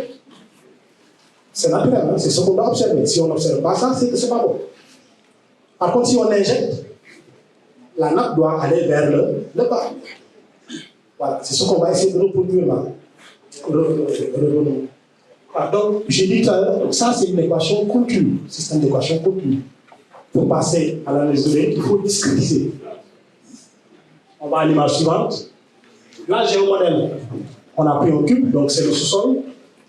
Il faut discrétiser et ramener les équations continues en des équations discrètes. Et là, ensuite, après, on va avoir la simulation numérique. Et l'objectif, c'est de voir le haut et le bas le cône qui se prononce. Très bien. Donc, on y va? Très bien. Donc, ça, ce sont les premiers tests de ce nouveau modèle. J'ai oublié de le dire, mais c'est des modèles qui sont vivants. Jacob Bier a commencé en 1900, je pense que c'est 1972. C'est un Israélien. Il a fait des études avec des modèles simplistes. Après, on a vu que ces modèles-là, c'était statique. Ça ne prenait pas le temps ni l'espace. On a encore ajouté plein de trucs, mais c'est toute une littérature, si vous voulez découvrir ça. Alors, ça, c'est le premier test pour voir est-ce que le modèle répond vraiment à ce qu'on attendait. Donc là, c'est le test de Kerrigan. Lui, qu'est-ce qu'il dit? On prend une boîte, rien ne sort, rien ne rentre, et entre les deux, ce que vous voyez là, rouge c'est l'eau salée, donc ça c'est le modèle 3D. Le modèle 3D, je fais une coupe transversale. Et l'autre c'est le modèle 2D, le nouveau modèle. Donc j'ai oublié aussi de dire, il y a plein d'oublis, mais c'est pas grave. Donc en fait, vous savez que quand vous avez un modèle 3D, c'est trop lourd à contrôler, c'est trop lourd à programmer. Vous pouvez prendre par exemple ce programme-là, le 3D, il va prendre toute une journée à tourner. Mais si vous avez un modèle 2D qui fait 2 heures, il a des résultats, c'est mieux. Un décideur, si vous donnez un problème, si vous appelez là, mais oui, là on a un problème là, oui, non, il faut attendre demain. Non, il ne peut pas attendre, il faut qu'il y ait une solution rapide. Donc, nous, aller vers des modèles plus simples qui vont représenter. Donc là, on a un modèle 3D à gauche, j'ai fait une coupe, l'autre c'est le modèle 2D, le nouveau modèle 2D. Donc, comme je l'ai dit tout à l'heure, quand vous avez ça, donc là c'est l'eau salée en bas, l'eau douce en haut. L'eau salée a une densité plus grande que l'eau douce. Naturellement, en chimie, on dit que celle qui a la densité la plus lourde va rester en bas et l'autre va prendre le dessus. Donc, le gain, c'est quand on le laisse comme ça et qu'on le fait tourner en temps donné, il revient à la normale, et ce qui est normal. Okay? Donc, on voit qu'à t égale à 10, par exemple, là, on a une ligne sur le 2D qui revient à l'horizontale. C'est le premier test qui permet de valider, de voir est-ce que c'est le modèle qu'on regarde. Ensuite, l'autre modèle essentiel, c'est le pompage, pour voir apparaître le cône. Donc ça, c'est le modèle 3D. Vous voyez là où il y a le puits là en haut. J'ai mis des flèches pour vous montrer que c'est là où on a le puits. Donc là où on a le puits, dès qu'on pompe beaucoup l'eau, on va voir apparaître un cône. C'est ce qu'on appelle le ruisseau salé. Donc le programme là va faire des jours, par exemple, pour tourner. Et l'autre, en quelques heures, il va vous donner le résultat. Et pareil que l'autre. Donc le phénomène de pompage. Donc l'autre c'est, lui c'est l'infiltration. Donc vous voyez tout à l'heure là que les lacs se rechargent par infiltration de pluie ou bien des eaux de surface. Les lacs par exemple ou les bassins, l'eau va aller vers les lacs. Donc on a fait un test aussi pour voir est-ce qu'il prend en compte cette infiltration de l'eau. Donc regardez, on a pris, on va injecter de l'eau douce. Donc quand on injecte de l'eau douce, on va aussi pareil le cône se renverser. C'est-à-dire qu'il va reprendre sa place et l'eau salée va reculer dans. Et pareil aussi pour le modèle de l'eau qui répondait à ce phénomène-là. Parce qu'en réalité, le titre, pi est normal. Alors, je veux dire, est-ce que pi est un nombre normal? Donc, d'abord, on va voir la définition d'un nombre normal.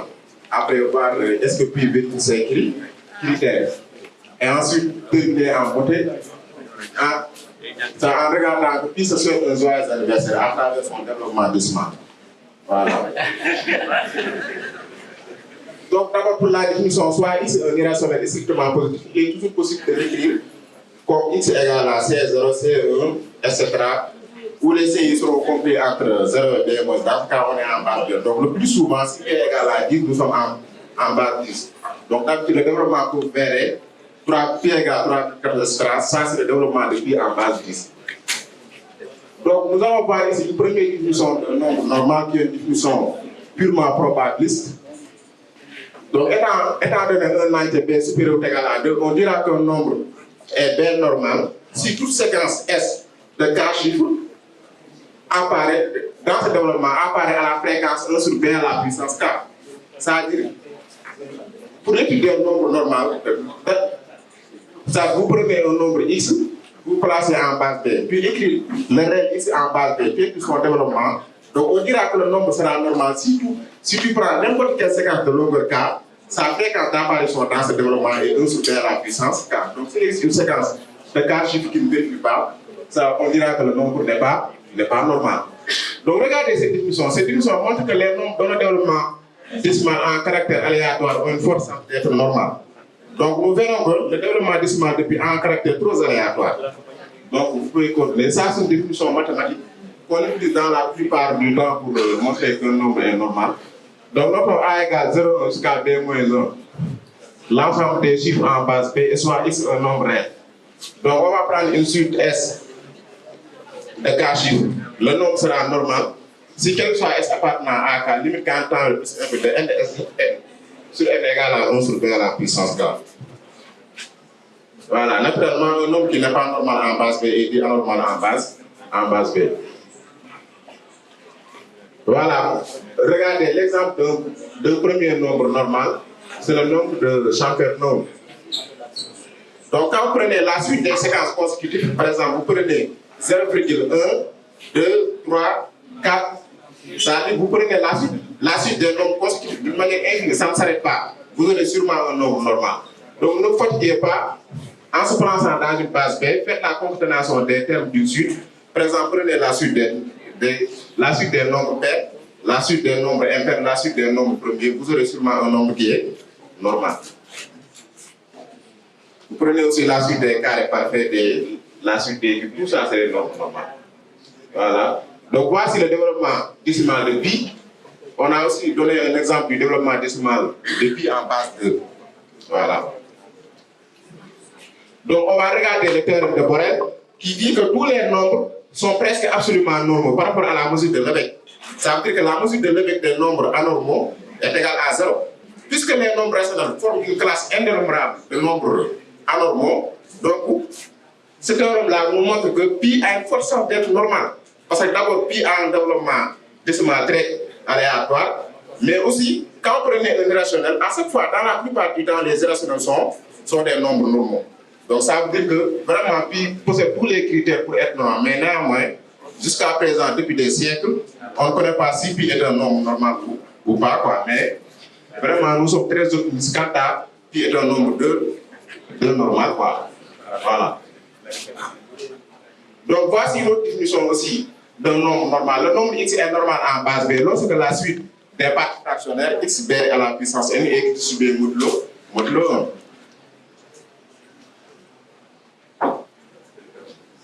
Allez-y.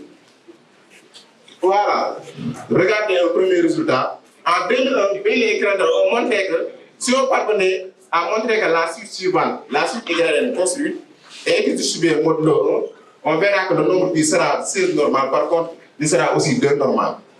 Donc une question se pose, est-il plus difficile de montrer que pi est un nombre normal en utilisant les définitions utilisées ci-dessous ou bien de montrer les définitions de ces suites? Donc actuellement on est là, quoi, ça veut dire il est possible, si vous montrez que pi est un nombre normal, soit tu montres que cette suite-là est distribuée, ou bien tu montres que pi est un nombre normal en utilisant la définition utilisée ci-dessus. Jusqu'à présent, personne ne sait, hein?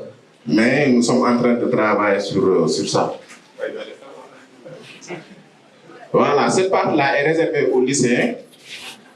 Donc, je vais donner un petit cadeau aux lycéens. Vous allez repartir avec ça. Donc, regardez ce nombre. On a 0,99, mais ça ne s'arrête pas. Est égal à 1. Est-ce que c'est vrai? Naturellement, quand on pose cette question, je vais dire après quoi? Mais ce n'est pas après, c'est exactement égal à 1. C'est exactement égal à 1. Regardez. Je vais d'abord poser x égale à 0,9, etc.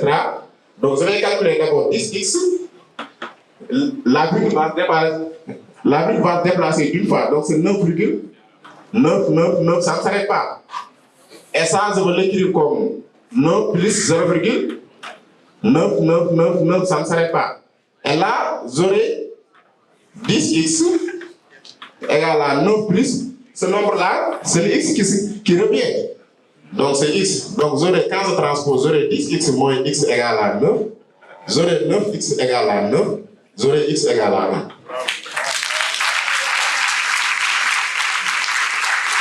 Donc tu peux... Ça reste, les cadeaux restent, ça reste. On va finir en beauté, quoi. Voilà, donc pourquoi j'ai dit cette partie-là, je l'ai réservée aux lycéens, parce que quand vous prenez que pi est un nombre transcendant, les universitaires connaissent, ça c'est évident pour nous, mais ce n'est pas évident pour les lycéens. Donc on sait bien qu'un nombre est un nombre transcendant, s'il n'est pas solution d'un polynôme à coefficient rationnel. Mais qu'est-ce que vous faites? Les élèves qui font première, seconde, quand on donne un polynôme, d'habitude on dit un polynôme de degré 3, il n'y a pas d'algorithme, parce que quand on donne un polynôme de degré 2, vous calculez delta et sortez les racines x1, x2. Mais quand on donne un polynôme de degré 3, il n'y a pas d'algorithme, il n'y a pas delta, il n'y a rien. D'habitude, on dit trouver une racine évidente. Tu testes 1, si ce n'est pas bon, tu testes moins 1, 2 ou moins 2. Mais la plupart du temps, puisque pi est un nombre transcendant, dès qu'on donne un polynôme, tu peux tester 1, 2 jusqu'à 10. En un certain moment, tu peux dire, est-ce que pi sera solution? Ne pensez jamais à pi, ne sera jamais solution. Donc, pi, retenez que pi n'est jamais solution d'un polynôme à coefficient entier. Ça, c'est un mystère de pi. Donc, on va terminer avec le caractère aléatoire de pi. Donc, je vais effacer ça d'abord. Pour terminer.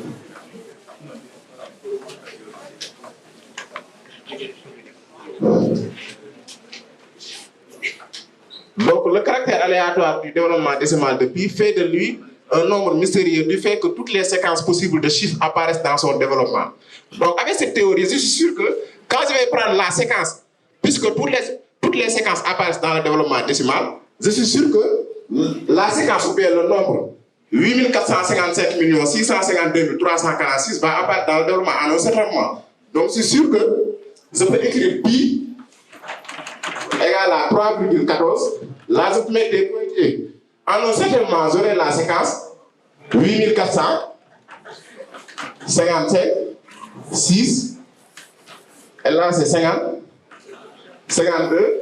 Là, c'est 346. Et là, ça continue. Voilà, je vais essayer de construire une correspondance bijective. Donc, tu peux dérouler. Voilà, je vais construire l'application suivante. De 0 jusqu'à 9, je vais associer des lettres. À chaque chiffre, j'associe des lettres.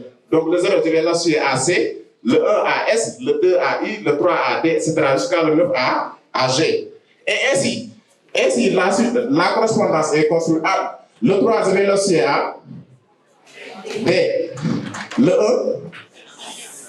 1 à C, le 4 S, le 4 Le 8, le 4, le 5, le 5, le 6, le 5, le 2, le 3, le 4, le 6, Happy People.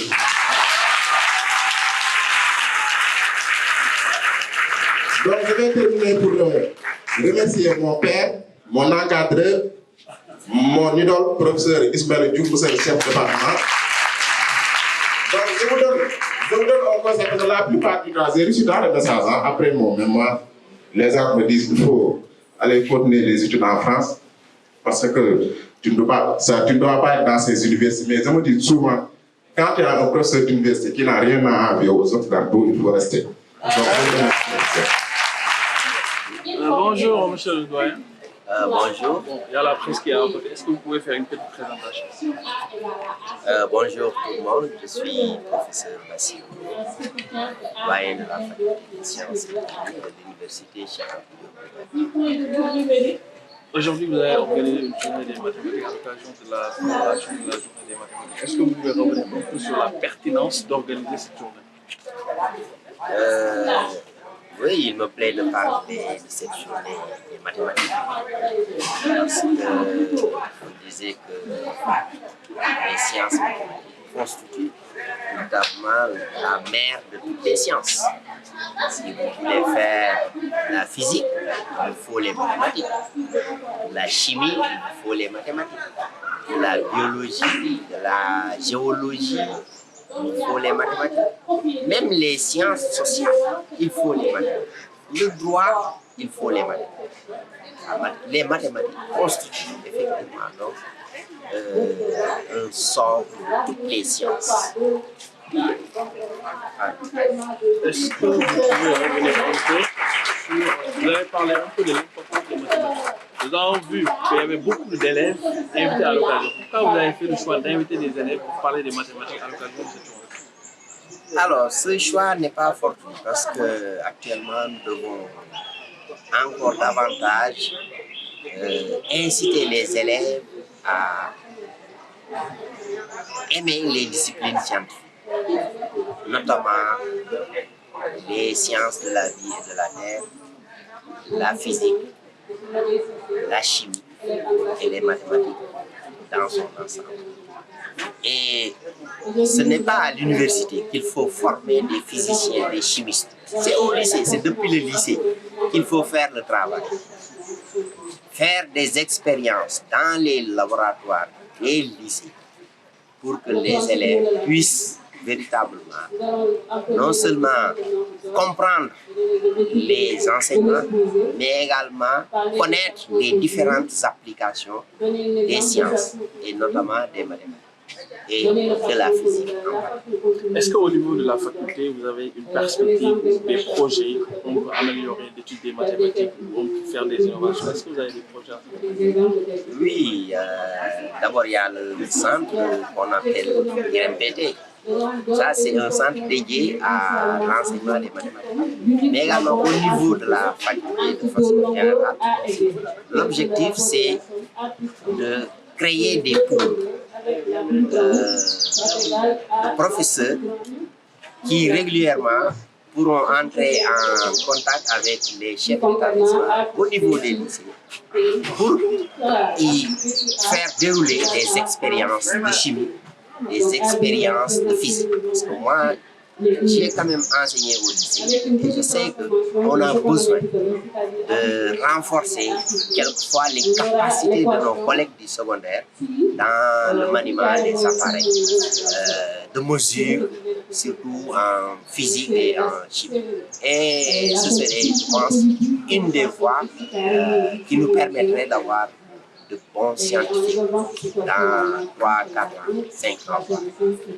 Bon, il y a une innovation mondiale qui est tombée, c'est SAGPT. C'est un algorithme qui est capable de produire des textes, des milliards de textes. Est-ce que ça ne montre pas réellement que les mathématiques sont l'avenir, sont le passé, sont le présent et même le futur de l'humanité? Je vous l'ai dit tantôt, d'une autre façon. Je vous ai dit que si vous voulez faire la sociologie, il faut les mathématiques. Parce que vous allez vous fondée sur un dénombrement de cas observés, un dénombrement de faits réalisés. Ça vous amène sur un grand nombre à ce qu'on appelle la statistique. Et ça vous amène à la planification des faits. Donc, encore une fois, les mathématiques constituent la base de toutes les sciences et le développement. Vous ne pouvez pas vous développer si vous n'avez pas de bons mathématiciens. Maintenant, derrière ces mathématiciens, il faut des physiciens. Parce que le mathématicien, il a les théories, mais il ne met pas les conditions initiales. Et c'est ce que je dis toujours à mes élèves. Moi, je suis physicien, je le dis. Si vous voyez deux individus courir autour d'un arbre, qui court derrière l'autre? Très difficile, mais ils ont la même équation horaire. C'est une courbe fermée. Mais le physicien, il va vous dire, moi je vais vous dire celui qui court derrière l'autre, parce que je fixe les conditions initiales. À l'instant t égale 0, celui-là était à telle distance, l'autre était à telle distance. Et c'est ça, et c'est complémentaire. Mais le physicien, pour travailler, il a besoin de ses mathématiciens. Et voilà, donc, je pense qu'encore une fois, c'est même une, comment on l'appelle en français, tautologie, de dire que les mathématiques constituent véritablement le socle du développement économique et social. Quel sera le dernier mot?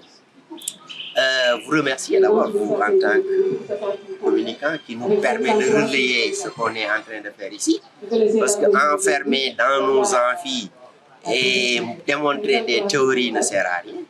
Maintenant, on a besoin que de tels événements soient relayés et que d'autres lycées qui nous sollicitent qu'on puisse aller les voir et puis échanger avec eux et essayer de mettre en place des activités qui permettront véritablement à nos jeunes élèves d'aimer encore beaucoup plus la science. Merci beaucoup. Je vous remercie tous. Bonjour monsieur le professeur, est-ce que vous pouvez faire une petite présentation? Alors, je suis professeur Ismaël Diouf, chef du département de mathématiques et informatique de la faculté des sciences économiques. Est-ce que vous pouvez revenir un peu sur la journée que vous avez organisée aujourd'hui? Pourquoi l'organisation de cette journée au département des mathématiques à la faculté des sciences économiques? Oui, aujourd'hui, le 14 mars, c'est la journée internationale des mathématiques déclarée par l'UNESCO. Donc, c'est mondialement fêté. Alors, il faut dire que cette journée auparavant était appelée Pi Day, la journée de Pi. Je rappelle que Pi c'est 3,14. Bon, si on décompose ou on raisonne comme les anglophones, le 3 qui veut dire mars, 14e jour. Donc les gens ont toujours fêté cette journée comme étant un Pi Day, une journée de mathématiques particulière. Et comme l'UNESCO a vu que ça avait connu un grand succès, alors ils ont décidé de déclarer cette journée comme une journée internationale de mathématiques en 2019. Et on avait fait d'abord la fête de Pi Day en 2018 et depuis lors, avec les événements qui sont passés, on n'a pas pu recommencer. Mais cette année, on s'est dit, on va marquer le coup et on va commencer à faire cette date. Pour vous, qu'est-ce que ça va apporter à la jeunesse? Parce que nous avons vu qu'il y avait beaucoup d'élèves dans la salle. Juste, qu'est-ce que ça peut leur apporter?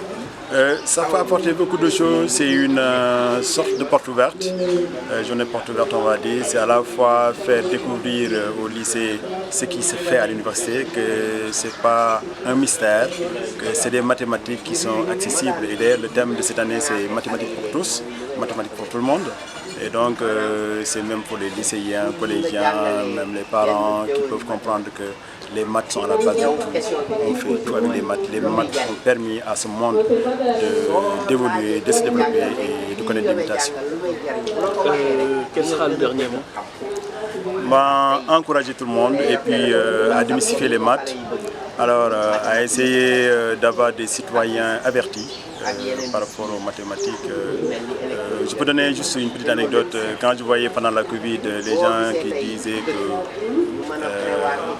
les gens se sont vaccinés, il y en a un ou deux qui ont attrapé la Covid et moi j'ai rien pris, j'ai rien attrapé. Donc ça veut dire que cette personne ne comprend pas les statistiques parce que si vous avez 300 millions ou ou 500 millions de vaccinés et qu'il n'y a qu'un seul cas qui n'a pas réussi, je pense que ça c'est quand même, en parlant probabilité, statistiquement parlant, c'est très encourageant. Donc être un cas isolé et ne pas choper la chose ne veut rien dire. Donc je pense que si on éduque la population pour qu'ils puissent interpréter ce qui est taux, ce qui est pourcentage, ça permet d'avoir peut-être une société mieux informée, mieux avertie. Merci beaucoup. Merci.